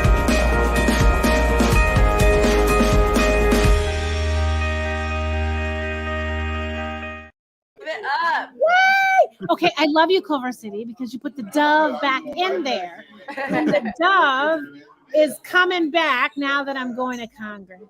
How do you feel? Like we already have our own relationship with you. I remember when you ran for assembly member for the special election. And we already have a relationship with Karen Bass. How do you feel replacing her right now in that role? Especially since you guys are part of the same club, same community. How do I feel? Basically replacing Karen Bass in the role of Oh my goodness. So, I was not planning to do any of this. I was minding my own business. And it's an awesome honor, right? To have her call me and say, hey, will you consider doing this? And then it's like really a lot of pressure because Karen's so amazing and everyone sees her as this amazing coalition builder and she's so diplomatic and she's a healer and she's a heart. And so I was like, I don't know if I can do like what Karen Bass did. But if someone taps you and says they believe in you, then you have a responsibility to level up and prove them right. So I hope you guys will help me make that happen. Yeah. What support do you need from us as a club? Oh my goodness. I want you guys to continue. I want briefings. I want community. So Cynthia is really great about running up on me and giving me some like bill to read and to talk about. She's like, this is what this is gonna do. Da, da, da, da. And so sound just like her. Yes. I need a Culver City Council and I want it on national issues. And I would love for us to talk about climate and foreign policy. Well, if I have a wish list, I would love you to bring some money for a better street infrastructure that will, support pedestrian, bicyclists, and buses. So I read that you guys, I read somewhere, it said Culver City is doing great with the work that you all have already started. I brought 17 million in this year. Thank you. So I'm going to have to figure out how to find some federal money and bring it home to Culver City so you guys can continue to kick ass across the state as the little city that does. Yeah, I will always be on your back. Have your back on healthcare. So even at a national level, I'm very concerned about what's going on with the privatization of Medicare. So you probably will be hearing from me coming up soon about this now that you're going national, because I'm trying to protect our seniors and their Medicare, which will be our Medicare, hopefully. So, I will be bugging you again, just like with AB 1400. I took a break, but I'm coming back to bug you soon. Well, please bug me. The thought that we would have a Republican majority that would get rid of Social Security and Medicare really scares the shit out of me. I did a town hall in Culver City with seniors, and we talked about senior sex, but all of the seniors asked about healthcare. They said, how come at a certain age women stop getting pap smears? And how come we don't have access to certain kinds of medication? And they asked about, all kinds of cancers and colonoscopies and access to doctors that still see them as active even though they're seniors. And we have to do a better job in this country of protecting our seniors as it relates to healthcare, because folks are living longer. And we have to make sure that we have a healthcare system and infrastructure that's buttressed enough that protects them, because you have folks in the middle that are caring for young ones and caring for old ones. And if we don't have a righteous infrastructure that heals and prevents rather than profits off of getting people sick, then what kind of democracy is this? So Jenna, you need to lean on me, and I have to bring you to DC so that you can kick ass with me in some of these halls in the Capitol. I can people honest about what this system is really doing and what it has the possibility to do. Oh, I have a diet right now for healthcare lobbyists, so you just put them on a plate, they're gone. Can't wait. I love it when you start getting into your like the arts. We got to talk about the arts at the federal level. Oh, yay, the arts. I love it when you get into your mode. It's like, yes, it's like being at church. It really is. It's like, preach. I feel the spirit. Yes, you really got it. Congratulations. Really. Thank you. I love your outfit, Kareem. And thank you, Culver City. I love you. I hope you get what you want tonight. Thank you. I hope so. I love your haircut, by the way. Thank you. I like the color. It's like mine. Say hi to Karen Bass for I'm trying us. to be like you, Jenna. No, I'm trying to be the other way. Work it. Yes. Tell Mayor Bass that we said congratulations. Yes. We're speaking this to existence. So tell Mayor Bass we said congratulations. Yes. Thank you so much. Bye-bye. Wow. Amazing. At least one good, strong victory there. That's what I was saying about, Sydney going to Congress is that, I was so happy that she jumped on AB 1400 if you're watching, you don't know what AB 1400 was. We tried a single payer bill here in California last year. And, unfortunately we couldn't get it all the way through, but Sydney signed on as a co-author like almost right away. And it was just like, and she had reached out to me before she had announced she was even running for the Senate position. And I had talked to her about a healthcare bill before AB 1400 even had a name. And I said this was coming. And, this matters a lot to me. And sure enough, she signed on as a co-author. So that just really, the building relationships with your elected officials, when elected officials serve the people, it really does foster good engagement. It encourages more votes. And then, you build this relationship and you carry it, through assembly. I was, all the way now we're going to Congress. And, I would love to work with the Congresswoman on healthcare. And like I said, I will eat a lobbyist alive. There's nothing that they can do that I can't outwit them on that language. Live stream that part. Live stream it when you eat them alive. Live streamed. Yes. But so I'm looking forward to doing that because Medicare really is under attack right now through privatization. And that is very, very serious. It's going on, not to take up away from election night, but this is super serious for all of our seniors. With the Medicare Advantage, the health plans double dipping and getting not just the private money from employers, but also getting federal public money through Medicare. And they keep nipping away. So Medicare will eventually disappear and just become this private thing where they get to decide what care you get and what care you don't get. So I take that very, very seriously. I would like all of us who are not of Medicare age, who are paying into Medicare, to be able to have a Medicare benefit when we get there. And one that is more comprehensive than it is now. So I'm hoping that, I'm looking forward to working with Sydney on that. And I know that, that she'll jump in on the healthcare thing for sure, as she has here in California. Yeah. I didn't mean to interrupt, sorry. Thank you. Well, you're pointing something that seems important to me, and I'm just going to use that moment to do so. That's one of the things that I appreciate with the clubs is the club is so big and so important that leadership is paying attention to us. So please keep us big and important. Make sure that you join the club if you're not already a member, and make sure to renew if you are a member. It's really important for you to be part of the club, to participate and be genuine into your democratic values. Yes. This will really matter, and they will give us more weight with any kind of leadership. I let you know. And I would just say, lifetime members like Holly Mitchell are lifetime members of Culver City Dems, like and Karen Bass, people like in Cindy Kamlager all have become members of Culver City Dem Club. So all these names you're seeing on your ballot, these big names like, whoa, Karen Bass running for mayor of LA, she's actually a member of our club too, because she was our congresswoman. She represented us as Congress.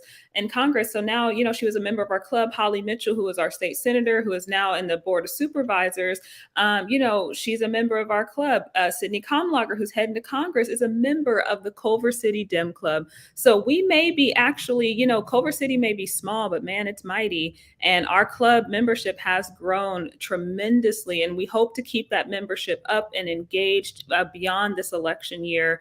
So please join. We're doing great work. We're innovating a brighter future for Culver City, and I look forward to it. So I'm hoping that you will join, and continue to work with us. And we look forward to having you. Yeah, and if you're already a member, bring some friends. The more voices, the better. The clubs needs to have more diversity. Bring some friends, black and brown. Boy, we need them.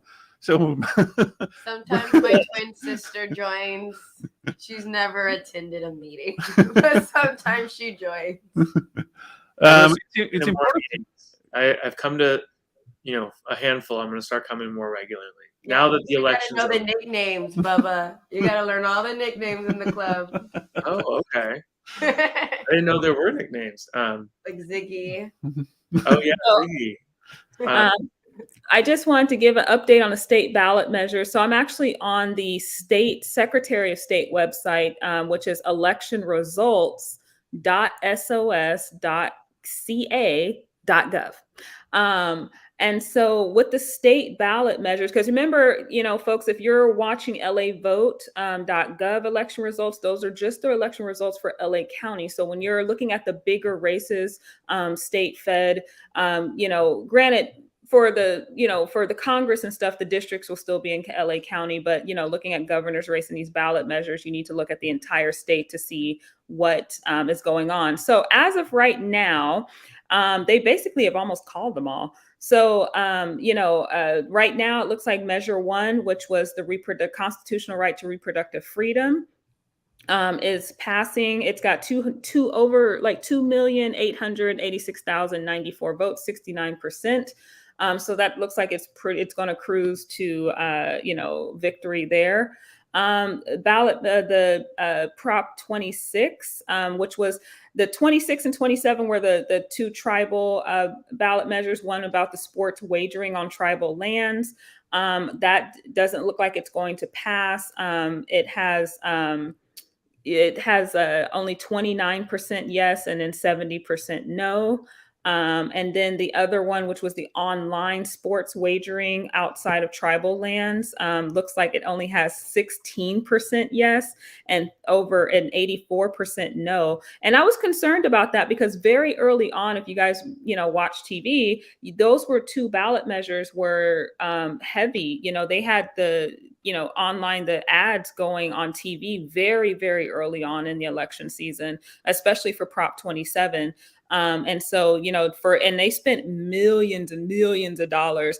Part of the reason why I don't like ballot measures, partially is because, if you have a good ballot measure that is for the good of the people, but you just don't have that, multi-million-dollar backing from probably the dark money, it's hard to get your ballot measure passed when you're competing like this. But it looks like Prop 27 is not going to pass. Prop 28 looks like it is going to pass with 63% of the vote, or 2.66 million votes cast right now, and then 36.6% no. So that looks like it hopefully will go ahead and cruise on to victory as well. Yay for Shannon. Yeah, I can keep my job, because seriously, if you're an art teacher, you're like, when is this? How long is this gonna last? Okay. Well, the funny thing is, I don't know.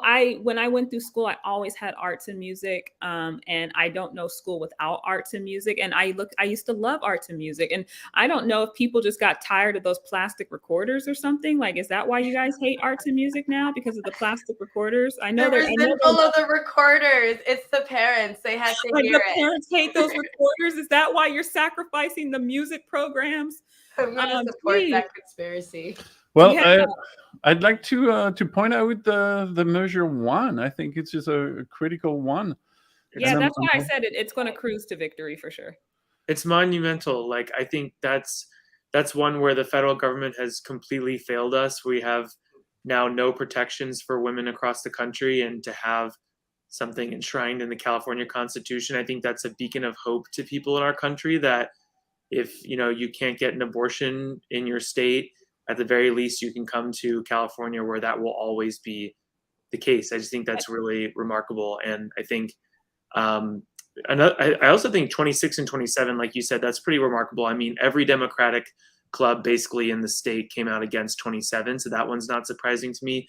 26 was pretty hotly contested in terms of trying to expand online gambling. There's a long history of, and a complicated history of gambling when it comes to indigenous tribes, and how in some ways they can be dependent on that funding, but it's also can be in some ways harmful to those populations and to people vulnerable to gambling addiction. So that's pretty remarkable that both of those look like they're on a path to failure. I'm actually really interested in Prop 30, which was also very controversial.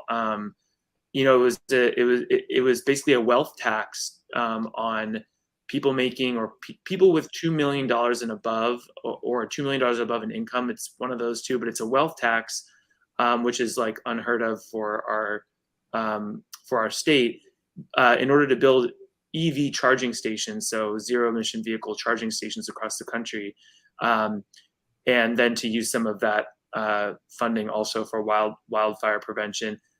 Some mobility advocates were really against it because it creates a lot of car-centric infrastructure, and really it was primarily funded by Lyft, who created, who pumped, $30 million into it.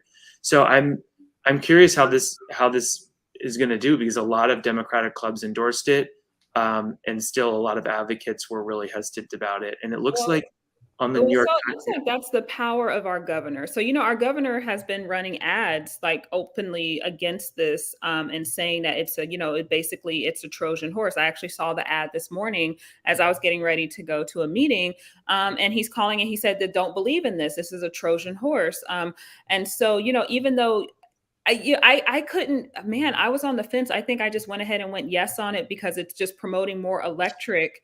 But I was on the fence of it. I mean, yeah, because it's like, okay, we know Lyft is getting something out of it, but it's kind of like, can we have a little bit of symbiotic relationship right now where we both benefit? Like, okay, yeah, you get a little bit, but can we actually have some, more positive movement? Because we have to become more aggressive with our battle against climate change. So sometimes it's like, is the enemy of my enemy my friend right now, or no? Like, I'm kind of confused.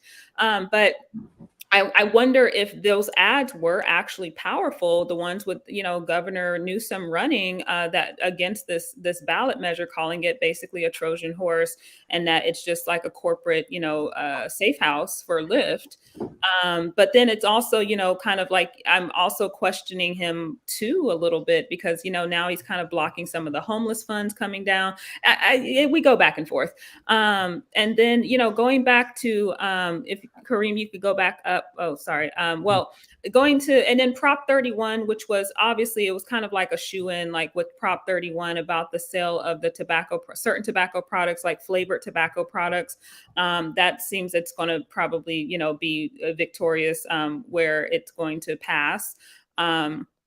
Prohibiting the sale of those flavored tobacco products that are mainly sold to, or to market it to get younger people into vaping and things like that, which we are seeing has negative health effects on younger people, especially their neural development, because their young brains are still developing. And we're talking, kids who are vaping that are under 18 or 18 and, and young 20s are still affected by this. So it looks like, the ballot measure measures, nothing really too surprising to me. I'm very glad Prop 1 is going to pass. As a nurse who works on gynecology, this is very near and dear to me and my doctors that I work with, because it's very, like, we see this real time.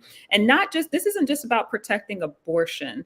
This is about protecting reproduction and our rights. And basically anything that has to do with my uterus or, vajayjay or whatever we want to call it, that's not appropriate. But this is how this type of constitutional amendment continues the narrative of women, changing this stigma that something is wrong, that we have to hide our bodies, we have to be ashamed of our bodies. Women are still dying of cervical cancer, which is completely preventable with screenings, but they don't have access to screenings. And that's what Prop 1 also enshrines. It's just not abortion. It means so much more. So I'm glad that's passing, making my job a little bit easier, giving women access to the care that they need so that I can continue to take care of them, and so can my doctors. And so we'll see. Hopefully the rest of the country will wake up and catch up. Yes, thank you so much for that analysis. We have Alex Fish with us right here in the studio. Here you are. Hey. Welcome. Thanks for having me in your studio. So Alex, did you see the number? How do you feel about it? The number is good. It's this is the most conservative drop of the whole campaign, and it'll drift to the left from here on out. So there's a candidate with a pretty good lead, but will it be enough? We'll all be biting our fingernails. Tell us about the campaign. How do you feel? How did you feel about all that negative mailers that came to you? It's like, it's disgusting. It's a taint on the whole city. It's basically the politics of the city for the next 2 years are poisoned. I don't know how we can deal with somebody who had been offering himself up as a good corporate citizen after basically he put me through a political colonoscopy. Equivalent to what somebody running for a much higher office would go through. This is just a little city doing little things. So it's shameful. It's bad for the city. It's bad for every single candidate. It's a stink that's going to be on us for a long time. What do you think is the implications of him being involved so heavily in this campaign? Like, why? I've never seen someone torch their own brand so intentionally and enthusiastically. Shame on me. I'd been kind of trying to articulate the benefits of his investment in the city for people, which I do believe, that he could be a good corporate citizen, but he's made me look like an ass by, saying terrible, untrue things about me for $500,000. I mean, that's an assembly seat kind of spending in a little city council race. So I'm fine. I hold no animus. It's just it was extremely stupid and bad for the city. And if he wants to be a long-term player here, that's part of his resume now, that he did that to a resident with kids. Right. One of the things I admire most about you is your predisposition towards optimism and your attitude. Like, I love it. It's something I want to adopt. I'm angry very easily. And so I just love how you handle things. There's every reason to be optimistic, no matter the result here, which, is obviously skewed. It's still likely to turn out well. And even if not, I'm a lot worse not on the dais for people who don't like me than I am on the dais. So good luck. I want to thank you for your comments about, how inhumane some of the ideas we hear about how to treat our unhoused population that put you on, as the target of attacks, really disingenuous attacks on you as a Jewish person and as our only Jewish council member. I mean, I just want to say thank you for doing what we as Jews are supposed to do, which is to never forget the persecution that we've endured, and to make sure it doesn't happen to anyone, regardless of their faith. So you I think articulated yourself pretty well there, and I wanted to thank you for that. And also I wanted to ask you, what you recently mentioned on Twitter that we need campaign finance reform in light of, Hackman dumping $500,000 into far right wing PACs that came after you and other candidates in such disingenuous ways and manipulative ways. What are some of those ideas? How do you think we can address that? Well, going back one step on unhoused, that's a good example. And I will come back to campaign finance. It's a good example of where careful what you wish for not having me in office, in that, I'll be, if I'm not reelected, I'll be available to collect witness statements as people are unconstitutionally brutalized, So that's something I absolutely will be doing if I have my free time back. But to answer your question, the easy stuff is, for example, Los Angeles has a matching program. You agree to campaign finance limits, and the public matches dollars that you raise if you hit a certain threshold. Seattle, the democracy vouchers, where every resident gets 4 $25 vouchers. The public ultimately contributes, provided they agree to campaign finance limits. Now, managing independent expenditures will be harder. To me, that's a question of individual integrity. What do you do when someone speaks in your name negatively and hurts the city? I would have handled things differently personally. But what can we as a public do to regulate that speech? That's going to be some hard work. I mean, one thing would be a big label that says this is a political action committee. But I don't know that anybody has really dug into the independent expenditure issue. But I hope I get the chance to. What about libel? Is that an option? I have a lot of patience for the libel and slander. Well, I think that's that a high one bar. thing that actually libel someone. One thing that you would we see, because what I heard about how much money got dumped into that race, I was just like, what? Like, that's LA City, 4 million people, type numbers that you dump into a race, not Culver City. So one thing I absolutely agree. It's like, you start, when you start fiddling with the free speech thing, then we get a little bit on the wonky side, and then it really blows up. That's like adding kerosene to the fire. But one thing I tell people, this is what the Caruso Bass thing, I'm like, Caruso outspent, good God amount of money on Bass. But here's the thing. Campaigning costs money. Commercials are really expensive. So the more commercials you see, the more ads you see, that candidate's spending more money. That means they have more money. Where are they getting that money from, people? So that's where you want to start thinking. If you're thinking that these corporations have too much money in politics, they shouldn't influence politics, but you're going to vote for the guy who runs commercials or who is dropping ads and billboards every 2 streets or every 2 blocks, just know that money came from somewhere. And in a small city like Culver City, it is virtually impossible, I will say impossible, to raise the amount of money that had gotten dumped into this city council race. And like you said, it taints the race, it taints the integrity by skewing it so hard to where, it's virtually impossible to ethically raise that amount of money to combat that. So when I talk to voters, just straight up, not even telling them who to vote for, just saying, okay, just keep in mind that there's a lot of money that is being thrown into this race. So sometimes things may not be what it seems. And so, and people have appreciated that. People have appreciated having a little bit of that veil pulled back to say, oh, I didn't know that. And I'm like, yeah, I'm just being honest, like it's right there. But, I'm not telling you who to vote for, but I'm just saying, like, I wouldn't be voting for people who had like an ungodly amount of unequal lift, because I'm all about equity. And as someone who's always, gotten the short end of the stick in certain things. So Alex, one of the things I wanted to ask, if you get reelected, what are some of the things you're going to push for on this next time, when you get reelected? Yes, thank you, Shannon, for correcting me, because we're going to speak, truth to power here. Truth to power. Thank you. Yeah, the single most important thing obviously is going to be reforming campaign finance.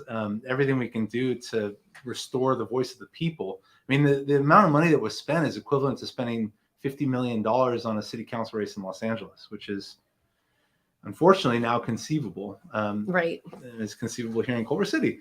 You know, the other work is really, you know, what needs to happen is a lot of it is already cemented. No matter who's in there, we've set a lot in motion that can't be undone. You know, the city is obligated under state law now because of our housing element to acquire 2 more Project Home Key projects. So that's another, you know, we're going to be doubling our homeless outreach and services. Just, you know, it's to undo that would be to expose the city to the builder's remedy, where a developer can just come in and build anything they want if the 20% is affordable. So, you know, good luck next council. The other stuff is, you know, building out the non-police crisis intervention, mobile response, you know, eyes on the street that are unarmed and less expensive than police. So, you know, I look forward to working on that, assuming that it all works out. It will. And it will. But yeah, I mean, campaign finance reform and all the work that was already ongoing is top priority. Awesome. Alex, if I were a parent and the picture of my kids was on a flyer without my will, how much money can I get out of it? Like, that's what I'm saying. There should be some legal stuff happening. This is not my field. You're a lawyer. I don't know this part of the law. I'd certainly be, you know, as a parent, I would be furious. I don't know if you can put a dollar sum on that. Such a violation. As a teacher, I can't take selfies with my students because I need their parents' permission. So let alone publish their picture on the flyer. Mm-hmm. That's just such a violation. It really is against the law.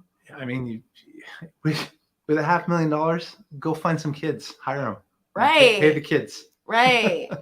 I mean, with the $500,000, I'm just saying they could have housed, like, that's what people don't understand. Like with the Caruso thing, all the millions you put in, or hundreds of thousands, you could have housed the homeless people. Right. You could have paid off my student loans and all of Culver City student loans.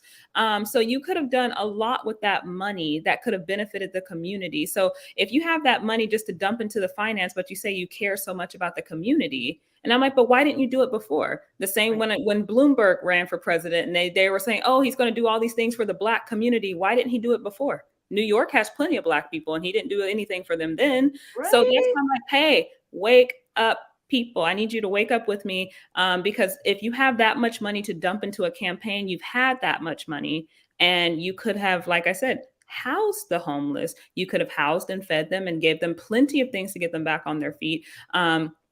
You could have helped, pay the city council more, actually, and gave city council members benefits. You could have done a lot with that money that could have benefited Culver City without having to influence one campaign. And so that's where I agree wholeheartedly with the democracy vouchers. Actually, we're going to, as a club, we're going to have a program about the democracy vouchers and campaign finance coming up very soon. So, that's going to be a continued conversation because I think this pulled back the veil for a lot of people. So what they think might have won an election actually just woke a bunch of people up and may have let Alex off of a leash that he needs, that he'll be on top of things even more. So they better hope you get reelected, right? Oh, he will be. Oh, he will be. The other thing though is that Freddie and I, if we're gonna win, have some. You both will win. We have some hill to climb. It's not out of the question given the number of ballots and the type of ballots that are being counted right now. However, if we don't both win, your reference to Bloomberg made me think of something that's absolutely in play here, which is not monetary, which is the return of stop and frisk. If we don't both win, there has been expressed support from one of the candidates who's currently a top vote getter to say that Culver City PD is going to return to essentially profiling, which I can vouch for because many people have told me about their experiences with tinted windows or whatever getting pulled over, where certain people in very high positions in the city right now have tinted windows and somehow don't get pulled over. So we were differentially pulling people over, and to our credit, over the last couple of years have stopped doing that. and people have campaigned on returning to stop and frisk. So, well, I would That's say disturbing. Black, someone who has, Black, my brothers and nephews and things like here in LA, they know that it's still there of Culver City. Culver City has a bad reputation of being known for that. So avoid Culver City. Don't drive through Culver City. If you drive through Culver City, do exactly the speed limit. Culver City PD will harass you. Like there is still that, that's not good to consider going back to that. Because like I said, the reputation is still there. And that's not a good reputation to have as a city that you want to be kind of a gleaming beacon of the future. So we do not want to regress. So my brother cried one time and and my brother's extremely masculine. If I ever said this, like I know he's not watching, but he cried one time in describing Culver City's treatment of him. I'm born and bred in LA. I consider myself a Venetian. So before moving into Culver City, so we've had a lot of overlap, and you can't avoid Culver City if you live in Venice. And he has cried, describing his ill treatment. And I'm saying like that's not an occurrence that happens in my family, but that's how intrusive, that's how abusive it has been for him personally. So we cannot go back to that type of treatment. Yeah, I would like to add to those experiences that are terrible, the fact also that it's going to cost the city a lot of money in the future. We are in an era where the phone and the cameras are everywhere.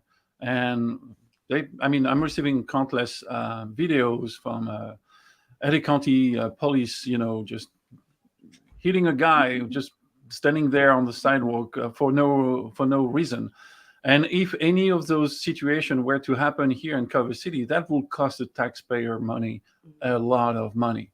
And so I'm worried about that as well, not only simply because it's pure harassment, but also because simply at some point, one day, we will be paying the price. I mean, in the past, a police officer killed someone and it cost the city $8 million, not from his pocket, not from the city police department budget, but from our pocket. So I'm worried about that as well. Yeah, and then I just wanted to read a comment from Cynthia Hart. Hi, Cynthia. But she said, should we worry about police getting tear gas and other weapons of war under a new, more conservative council? I'm like, that's a legit question. And I also want to add that we did approve weapons like those in this past session. So I think it's a really relevant question too, because we just did approve some of those weapons, right? So, Alex, do you have any other good stories, positive stories that happened during the campaign that you want to put forward, except those nasty mailers? Yeah, I mean, talking to people, at least the people I talk to, most are support a really positive vision of moving forward and not ripping that out or being more oppressive. People want actual solutions. So I'd be surprised if it doesn't turn out a lot differently in the final count than it looks tonight. Yeah, and then I will say LAvote.gov, they have their results or have not kind of refreshed since the 845 drop. So, I think we definitely will see a big jump coming soon. Or as soon-ish. If you follow campaigns in the past, we all know how this works. The election results, like they come in first, they drop a little hot, and then all of a sudden it just stalls for like hours. So I don't know if hopefully we'll get an update. It'll update before we end our segment here. I think probably Friday is my guess. I don't think we'll know more like meaningfully different until Friday, because frankly, most of my voters, voted by mail Sunday through today.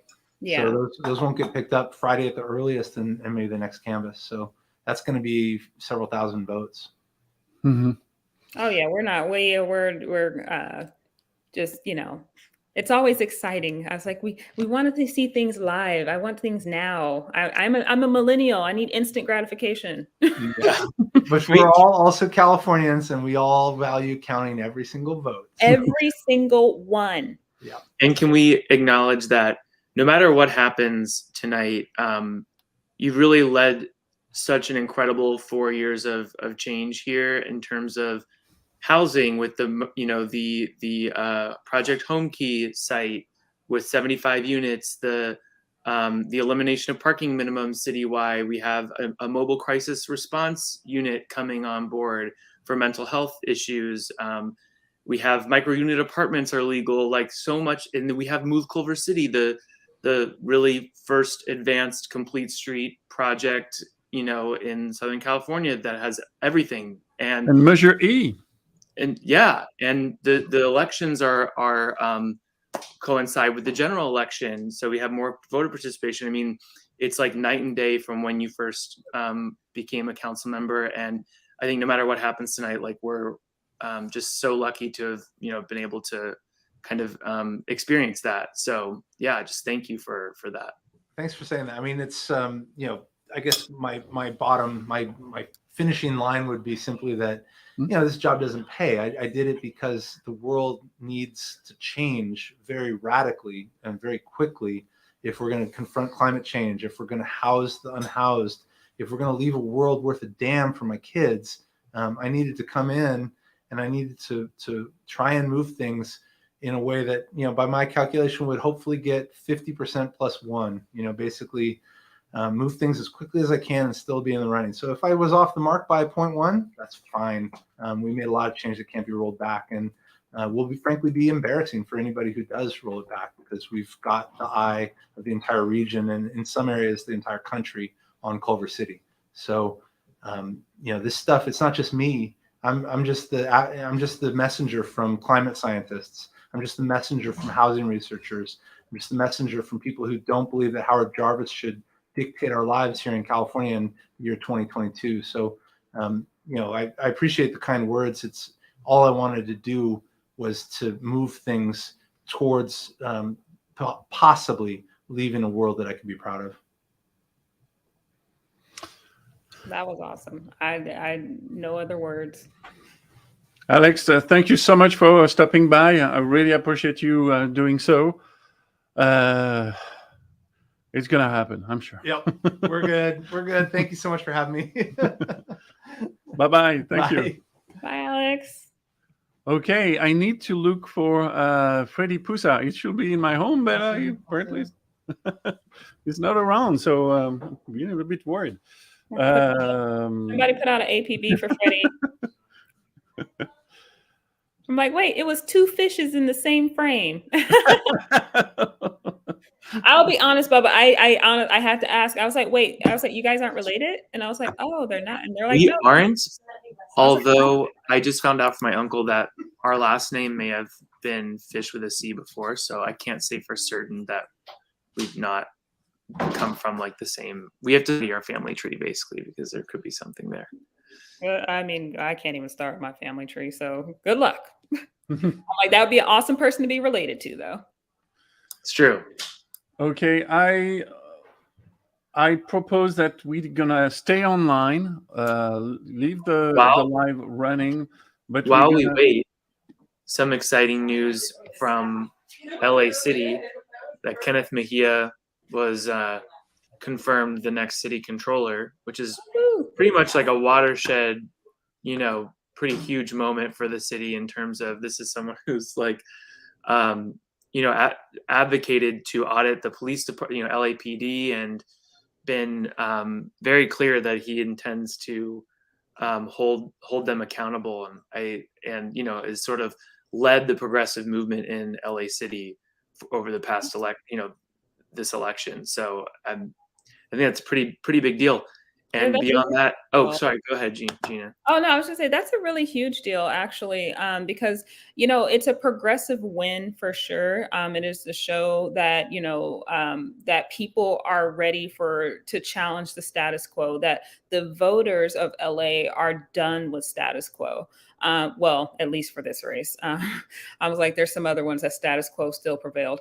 But that's what Kenneth was. Kenneth was a challenge to the status quo. And he literally went up against Paul Koretz, who is the status quo, the career politician who moved from one spot to one spot to one spot to one spot. And being, and also being as an elected member in the party, seeing all the people, the party, more of the party line going with Koretz because that's who they know. He has the experience. That's one thing about the party politics. Everybody's like, well, I don't know who this kid is. He doesn't have the experience. And I'm like, well, that's the great thing. He's not tainted by this. And they're like, well, what is he going to be able to get done? He doesn't know what he's doing. Well, actually, he's an accountant, and you're making him the controller, which that's the audit.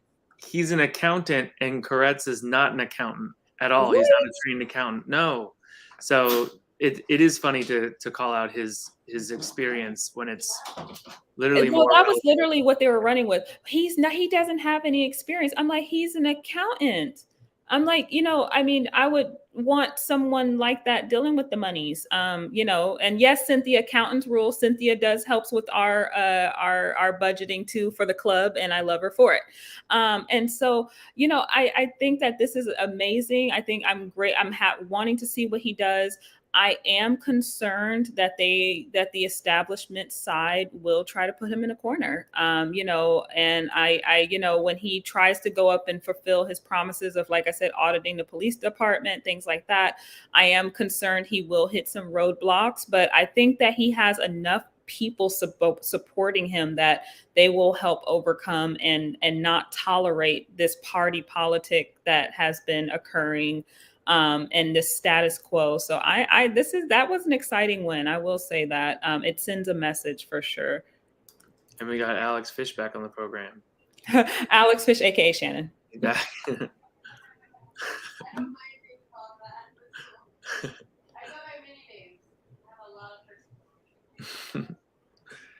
No, but yeah, to your point, Gina, it will be really interesting to see how he interacts with someone like, Karen Bass, hopefully. And now that would be great. Caruso, not great. Caruso, I think, will probably try to put him in the basement near the mop bucket and stuff like that. But I think he and Karen Bass could do some great things for transparency, most importantly.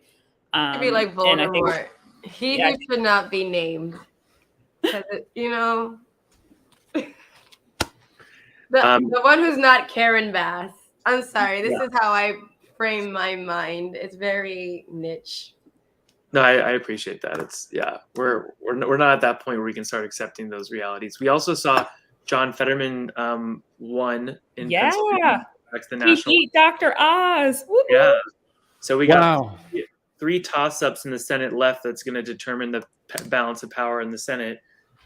So that's a nail biter for sure. And they're all leaning Dem, or like not leaning Dem, but like they're all, over 50% on the New York Times, whatever. So I'm like, okay, maybe we could, pick up a seat, maybe even. Ooh, who knows? What's Georgia doing? Because for when I last checked, actually Herschel Walker was in the lead, and I refuse to accept this. I will completely, we will get rid of Georgia. Like I said, I will sell you. No, you will go, and we will take Puerto Rico. I will not accept this. Or I'm going to push for California to completely cede from the nation, because we are the 4th largest economy. I think we can do it. Because I will not accept this as Herschel Walker. Are we serious right now? Mr. Down currently. Okay. Thank goodness. So. Georgia, redeem yourselves in the eyes of the Gina. Please redeem yourselves. Because the fact that this race is even that close, just Lord help me. But my heart does go to Stacey Abrams, though, who it doesn't sound like she is going to be able to overtake Brian Kemp. And that is heartbreaking. I'm pleased to have Kirsten with me. Hey, Cream. Thank you. Welcome. So you're going to represent, how was the election?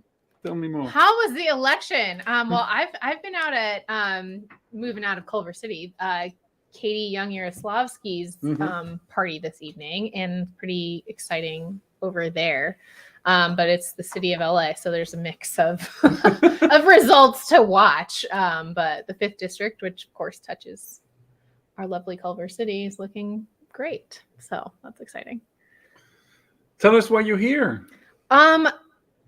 There's just a very exciting set of campaigns going on here, and both Alex and Freddie, I think, put in the work that people respect and people identified with, and said like, "Oh, you're my neighbor," and I mean that's why I'm here. They're my neighbors, and I think they've done great work, and I've been really proud to support both candidates. Do you have any stories that you want to share during the campaign? Is there any specific event that happened or people that you met knocking at the door that were like, oh my God, that's scary? You know, we hosted an event and we just got to see folks around at the park. My daughter goes to the park like almost every day, my 2-year-old, and you just come across like your neighbors there, and you talk about issues that are on the ballot, but people don't necessarily, especially like working parents who are just so tired all the time, like me.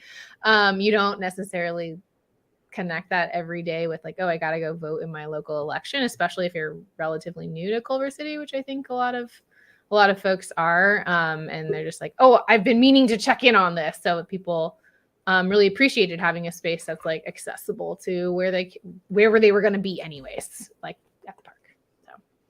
So it's really great to connect with, my fellow newish parents there. My fellow tired people. Yeah. Thank you so much for sharing. Yeah, happy to stop by. Thanks, Creed. Thanks, everybody out there. Thank you. I just a second. There's a lot of things happening right now on my screen, and I'm having a hard time piloting like literally 5 screens or 7 screens. This one as well. So we should acknowledge that Kareem has done he's set up this entire operation himself. This is like the most impressive one-man band I've ever seen in my life. Like we have several cameras going. There's microphones. We solved all the echo things. Kareem's just like a monster. Well, hosting a party, and hosting a party, yeah. He's taking care of the guests and things. Good job, Kareem. Yeah, you're welcome. You deserve those stars and stripes. Kareem is he is that dude, and he is offering to like Culver City goes to France. So when we put that democracy trip together, we have a tour guide of all the delicious things that are French. Yes, I'll be happy. Actually, I'm considering that. There's a lot of people that live here in Culver City. I would love to take to Europe so they can see for themselves that the idea that I'm pushing forward are not crazy dystopian ideas, but they're actually working and it's been established around for a very long time. And they work, and they're really nice to be living around. Why do we need to take a car to get milk and eggs today? It makes no sense. We just give money to massive corporations that are simply killing us, literally killing us. Because I've been brainwashed, Kareem. I don't know anything else but my car. Oh, girl, I've been telling him the same thing. I've been brainwashed. I'm like, I don't know. Even though I do have dreams of having a Vespa and just like, kind of cruising up and down Sepulveda, because Sepulveda, we've talked about this biking with me working at UCLA. It is a straight shot. But, I'm terrified to bike on Sepulveda because I see it every single day. The bike lane is just an extra car lane. So it's like, there's no respect. I've seen, and I'm just terrified of that.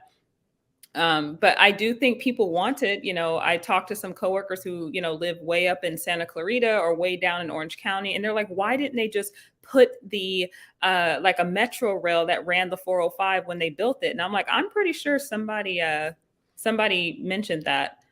Do we have somebody on, Kareem? Is somebody waiting? Yes, we have a representative for Isaac Bryan's team cool. that is here, but we're having some technical issues. So right. Hopefully she'll be able to reconnect.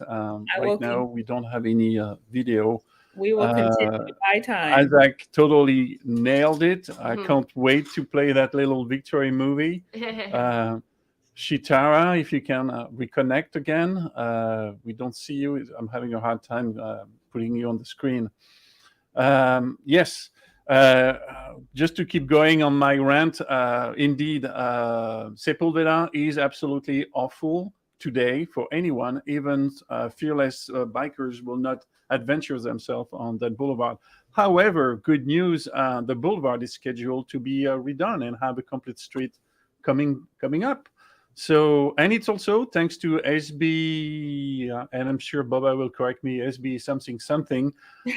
Every city will have the obligation to actually do the Vision Zero plan that they signed on. So when I hear candidates saying, I'm going to fix the traffic, meaning I'm going to kick away that bus lane, I'm not so sure they have the ground to do so, because now the state stepped in and are pushing and forcing city to do the right thing. So even it's the promise campaign, I'm not sure it's really solid. At any rate, I'm pretty sure bike advocates will look into it with a hard look. And if there is any attempt to move Culver City, there will be a severe pushback. That's for sure. Count on me for sure. This is a battle I'm ready to die. I'm ready to die. Well, I think that one thing about that is just that, once again, we've been brainwashed. I mean, this isn't a new foreign thing. If you look around the world, if you travel into the European countries or just around the world, period, you see more bikes being used, and other modes of transportation that are not four-wheeled. And so I think it's just that breaking that concept, just like with California, with LA, it became a drivable city. It was literally designed for the car. They took up our cable cars, they and redesigned this for a car. That's why our bus stops, we don't even have suitable bus stops for people to sit while they wait for a bus, especially in the sun and the heat. They're, only certain cities have even awnings over their bus stops. In LA City, you'll just see a bench that's extremely uncomfortable. But it's basically like we're going to have to reprogram to get to your dream, Kareem, that rhymed, but we're going to have to reprogram the people into believing that this is doable. But to do that, we're going to have to make it convenient for them. Like, nobody wants to give up their convenience. And I'll admit that I'm one of those people that it is more inconvenient for me to take a bus than it is just to hop in the car right now. But if that changes, I'd be open for it. I'd be like, oh, okay, I could just hop on this and just walk over there. Okay, cool. And to your point, Gina, the infrastructure is the convenience, right? The bus lane is the convenience, the investment in the bus stops, in the bus shelters, that creates that convenience. So that makes total sense to me that we need to expand Move Culver City, not take it out. We had just canvassing people. You could tell there was a huge shift going on where, I spent 6 weekends canvassing Culver City, and it was like that was the number one thing people talked about behind homelessness was Move Culver City. And there was just to your point, Gina, it was a huge shift in people, and some people were excited about it and some people were really frustrated by it, but it requires people to think about their habits and their lifestyle and their choices. And so it can be really in on a daily basis. So it can be hairy in that way, but it was really cool to engage with people on it. Like, hey, I know you're frustrated by the fact that there's only one lane on Washington, but do you want more people driving with you, or do you want everybody who doesn't like to drive doing something else other than driving, so they're not in traffic with you? That seemed to work with them. But, okay, this is the perfect time to bring our next guest, because transportation is often related to housing, and we have Leonora Kammer coming in from Abundant, LA. Hi there. I'm Leonora. Abundant Housing LA. I'm sorry. Yeah, Abundant Abundant Housing LA. No worries. The abundant is a pretty key word there. Yeah. Thank you so much. For having me on. I'm a big fan of what you all are doing there. My dad actually is in Culver City, and he was canvassing a lot. In his neighborhood.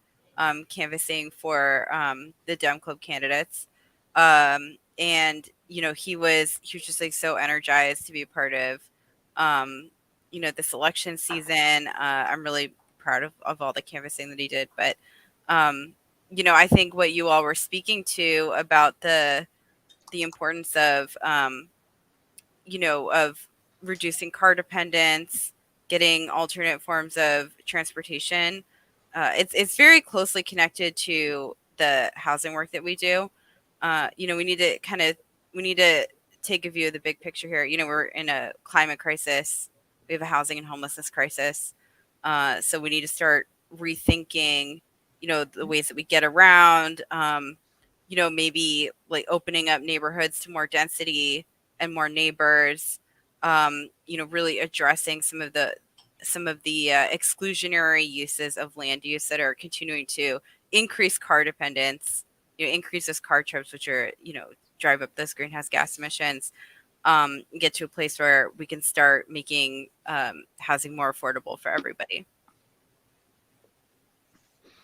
Yes, I can't say. I'm sorry, I'm choking on cake at the same time. Chocolate cake. I haven't eaten the cake too. We're the I absolutely agree with you. Housing is really a key element of to answer the climate crisis we are in, and you know, having millions of people driving 60, 40, 20 miles every day back and forth just to be able to go to work because they have no other opportunity to do so, no other alternative to do so, is really an issue. And single housing, single family house is also, I think, the massive scam that we've been under for 8 decades, where communities have no other options than to expand the territory and build more single home housing, more single family homes in order to subsidize their own infrastructure, because they simply can't afford it. So it's like a Ponzi schemes where you always need more people to pay for more homes and more infrastructure, because every time you have a project that is established, it comes with roads, it comes with pipes, it comes with everything you need at first. It's like, oh, awesome. And it brings a lot of taxes. But then 25 years or 30 years down the road, you need to, you know, maintain all that infrastructure, and the cities simply cannot afford it. So therefore, they bring more people, and it's an awful circle. America. It's such an interesting subject because it's one that definitely hits close to home with me. Like, I have on sunglasses, I keep taking them on and off because I have a disability, because I was hit by a car while I was riding my bike in Culver City. And it was quite the experience, because I found it was before I knew the club. I wasn't even yet living in Culver City. And it just kind of woke me up to how vulnerable I did not own a car before then. I was one of those hipsters who I put more money in my bicycle, and like, instead of buying a car, I could have had a good, nice down payment, but I bought a Bianchi. And for 10 years straight, I would only commute via bicycle. But then around like year 7 or 8 in that, it became increasingly not feasible. And on Centinela, I was hit by a car that I saw, and I tried to get away from, but the car didn't see me. And it was just like, it put me into a whole new world of being. It's why I am the way I am. So whatever, I've embraced it. But this whole sunglasses on and off is actually a legacy of me getting hit by a car on a bicycle while in Culver City. I am permanently disabled from that. See, that's the kind of traffic violence that's really make my blood boil. Those are just numbers that are showing up on the police reports every month and are absolutely discarded. People are looking at those numbers like it's absolutely normal, and yet we have someone who's going to pay her whole life. I don't get unemployment. I'm under disability. It happened when I was 23, so I didn't have enough money in that for that. One of the things that I found really horrible about it was, especially being so young, this was like 10 years ago, but because bikers don't usually have bike insurance, and that's something I think that maybe bikers need to become aware of, because you're not legally allowed to drive without car insurance. So if you are hit by a car while on your bike, you might not be covered. You might not have the necessary infrastructure to support you. Luckily, at the time, I was still under my mother's health insurance, thanks to Obama. But that could have been a completely different experience in of that it's themselves. Like bikers actually, not only do we need infrastructure in the road, but we actually need support. We actually need representation for us. There's a lot of lobbyists out there for cars, but once you're hit and you are without hope, without an ability to respond for yourself, like that was such an experience. And like if you get into a car accident, you actually have an insurance company telling you you're okay. There's all this support around that, but there's actually not support around a pedestrian or non-motor vehicle getting into some type of collision. Leonora, I'd like to go back to you and your nonprofit. Can you tell us more about it, how it came to be and what it does? Yeah, so we began as a group of volunteers back around 2016. We wanted to see if there could be a movement that was focused on countering this issue of NIMBYism, the not in my backyard problem.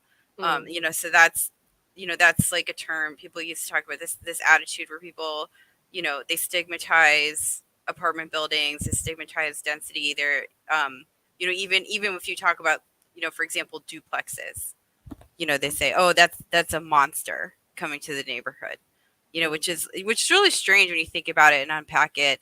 Of course, like there's definitely a lot of connections there with like racism and exclusion, and going into those those like cultural attitudes about sort of like what's a good neighborhood, what's a real home, in many people's minds that can only be a single family home in a single family neighborhood. So the original group of volunteers got together to see if we could do some outreach, if we could start building a movement, to kind of push back on that assumption that only single family home neighborhoods are good. And it grew into something over the years. And I was able to become the first staff member in 2019. And so we've been growing ever since. Now we're a staff of 11. And we've been really focused on the RHNA, Regional Housing Needs Assessment, and the housing element update process. So those are kind of more technical processes, like administrative ones about housing planning. But it's really a great opportunity to focus on that nexus between how housing planning is closely related to more housing affordability, but also addressing racial and economic segregation and lowering greenhouse gas emissions. So originally in 2019, the housing plan for the region was to do more of the status quo, which is like push all the new housing construction out to, places like Coachella Valley. So Coachella Valley is going to have, under this plan, the original plan, they were going to have like 14,000 units of housing planned. And then places like Beverly Hills, they were only going to get 1,300 units. So that was like an example of the direction they were going in. But fortunately, with like a lot of advocates in Culver City too, we raised attention to the fact that plans like that are actually extremely destructive to the environment. Because that's like literally destroying natural habitats for new housing construction.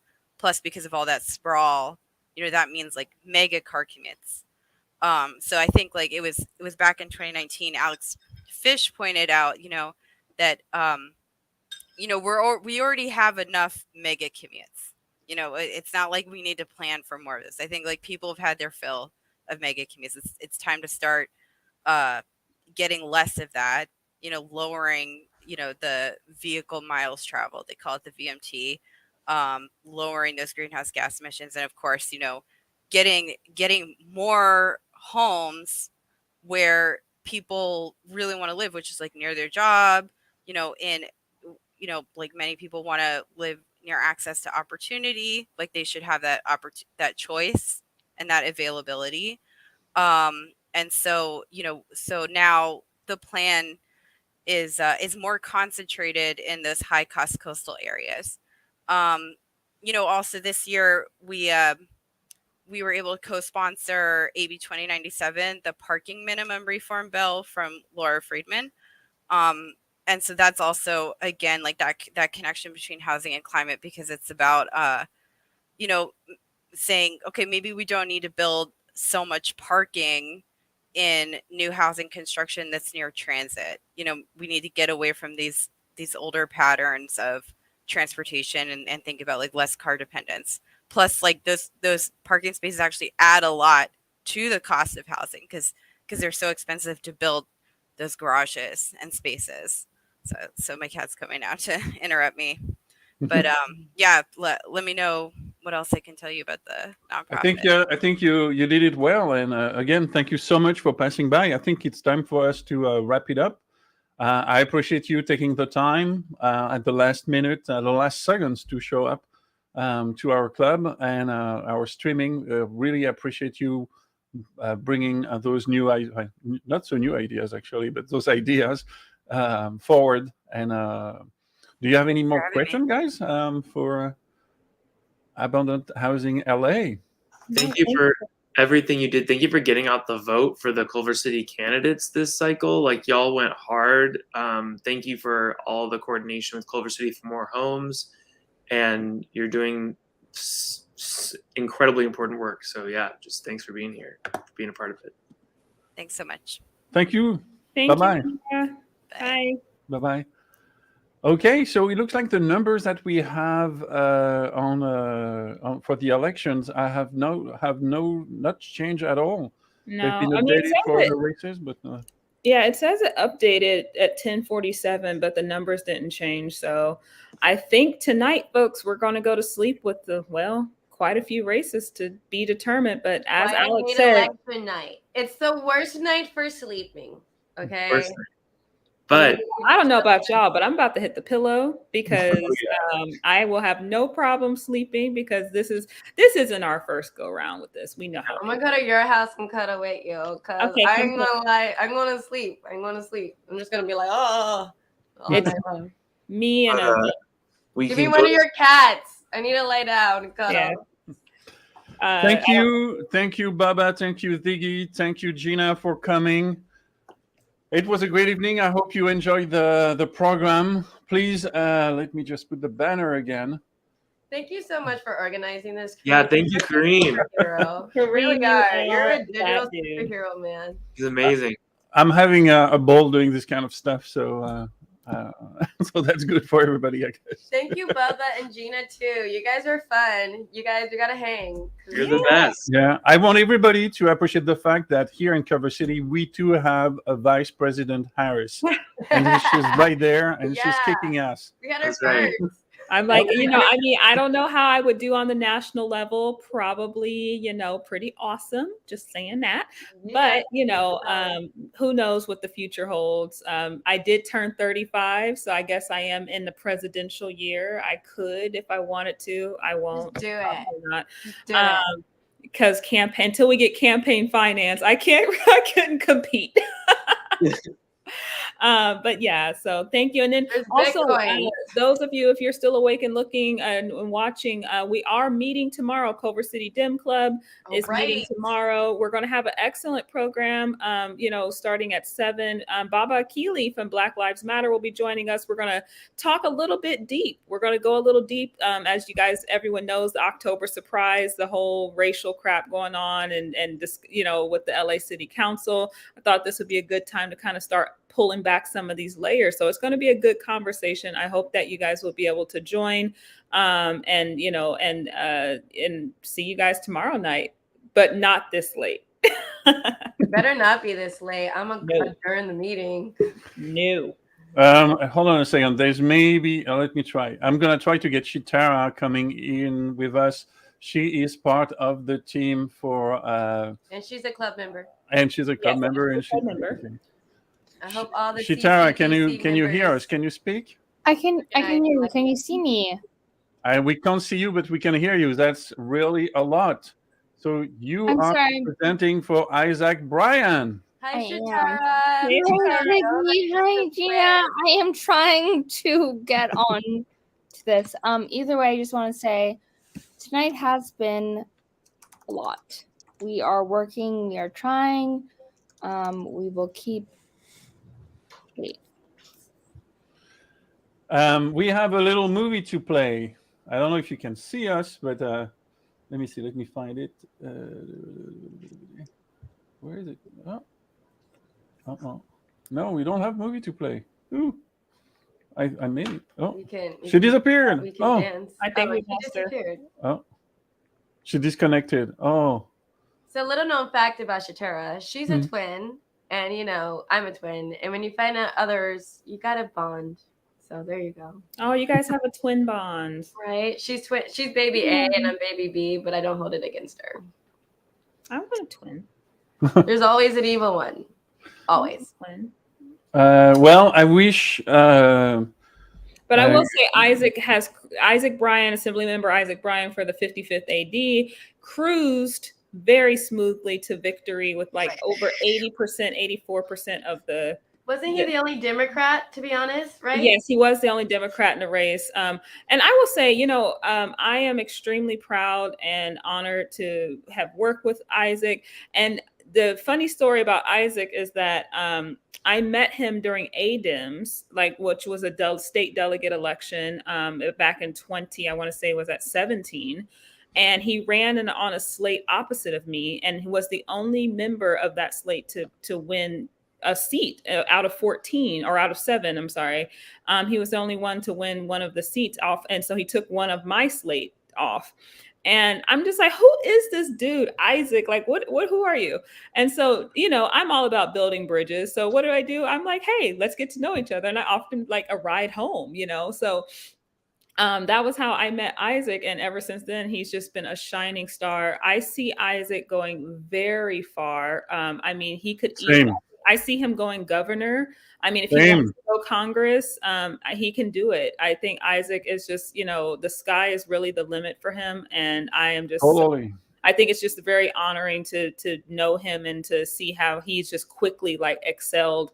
And he's been under the wing of, Sydney and Holly and Karen Bass. Like he's doing it. And I'm just beyond proud of him. So I don't know, Shatara, if you could tell him that, Culver City Dems, we are so proud that he is representing Culver City.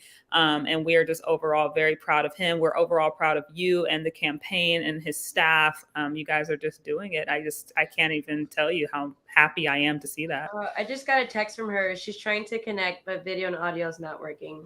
It's all right. Tell her to get some sleep. We love her. It's been. I would tell her that. You said get some sleep. What are you going to say, Kareem? Thank you for trying. We love you. Yeah, get some rest.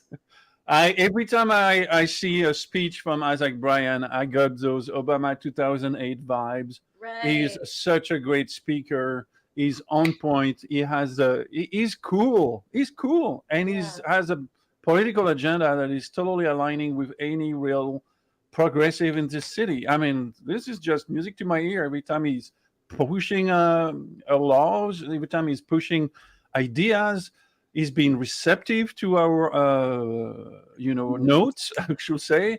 He's hearing us. And that's also a nice way for me to tell you that you need to join the club because he's listening to the club and to club members. And he's really such a great human being. Isaac, congratulations on your victory. I'm so happy you won. I'm so glad you're still around for another round. And again, I'm like, see, I don't know if you can see it, but I'm very excited. It's like, it's right? We just excited for Isaac. We're so excited. We're just we know that. I'm like, oh my God, we could have Isaac as the governor. Not trying to knock out Newsom anytime soon, but I'm just saying that he could be the governor. And then he would be a friend of ours, and we'd be a friend with the governor. I'm like, what's beautiful about our club is that we're friends with so many people. What's been really lovely about tonight is everyone's engagement. I hope the people who are watching this and the people who are club members, you guys feel really affirmed by being a club member. You have people really involved, people all the time touching the club, engaged with the club, interacting with us. This is not an idle club. We are doing things. We are taking names. We are creating change. Our voice absolutely not just matters, but it has outcomes. So congratulations to our members. you guys are part of a really powerful community. Yay! Yeah. Well, I think this is it. Again, look how cool is that dude. I'm so proud. He's got the swag. He's got the swag. Okay, I think Swag this is is it for us important. tonight. Yeah. Oh, you wanted to go? Go ahead. Do you want I'm to just have the gonna last say word? swag is important. I want to say there's different kinds of swag. Bernie agree. Sanders has it. Look at has Kareem. it. Everyone on this call has it, in a different way. I feel like our politics, if I can have any comment, we just need more swag. We need more people to bring us out to the vote with their head bobbed like Kareem just did. You know, because people like to feel actually connected to real people. Mhm. And I think that's just an expression of that. All Bye-bye, right. you I wanna will say- say, you guys over there, be safe. I'm hearing the rain downpour right now, so be safe over there. It's really bad. Yeah. My partner just came to collect me, so Partner. Thank you. Time to turn off the broadcast. Thank you, everyone. Bye-bye. All right. Have a y'all good are night. awesome. Stay Thank safe. you. This was super fun. Really appreciate it. Ciao.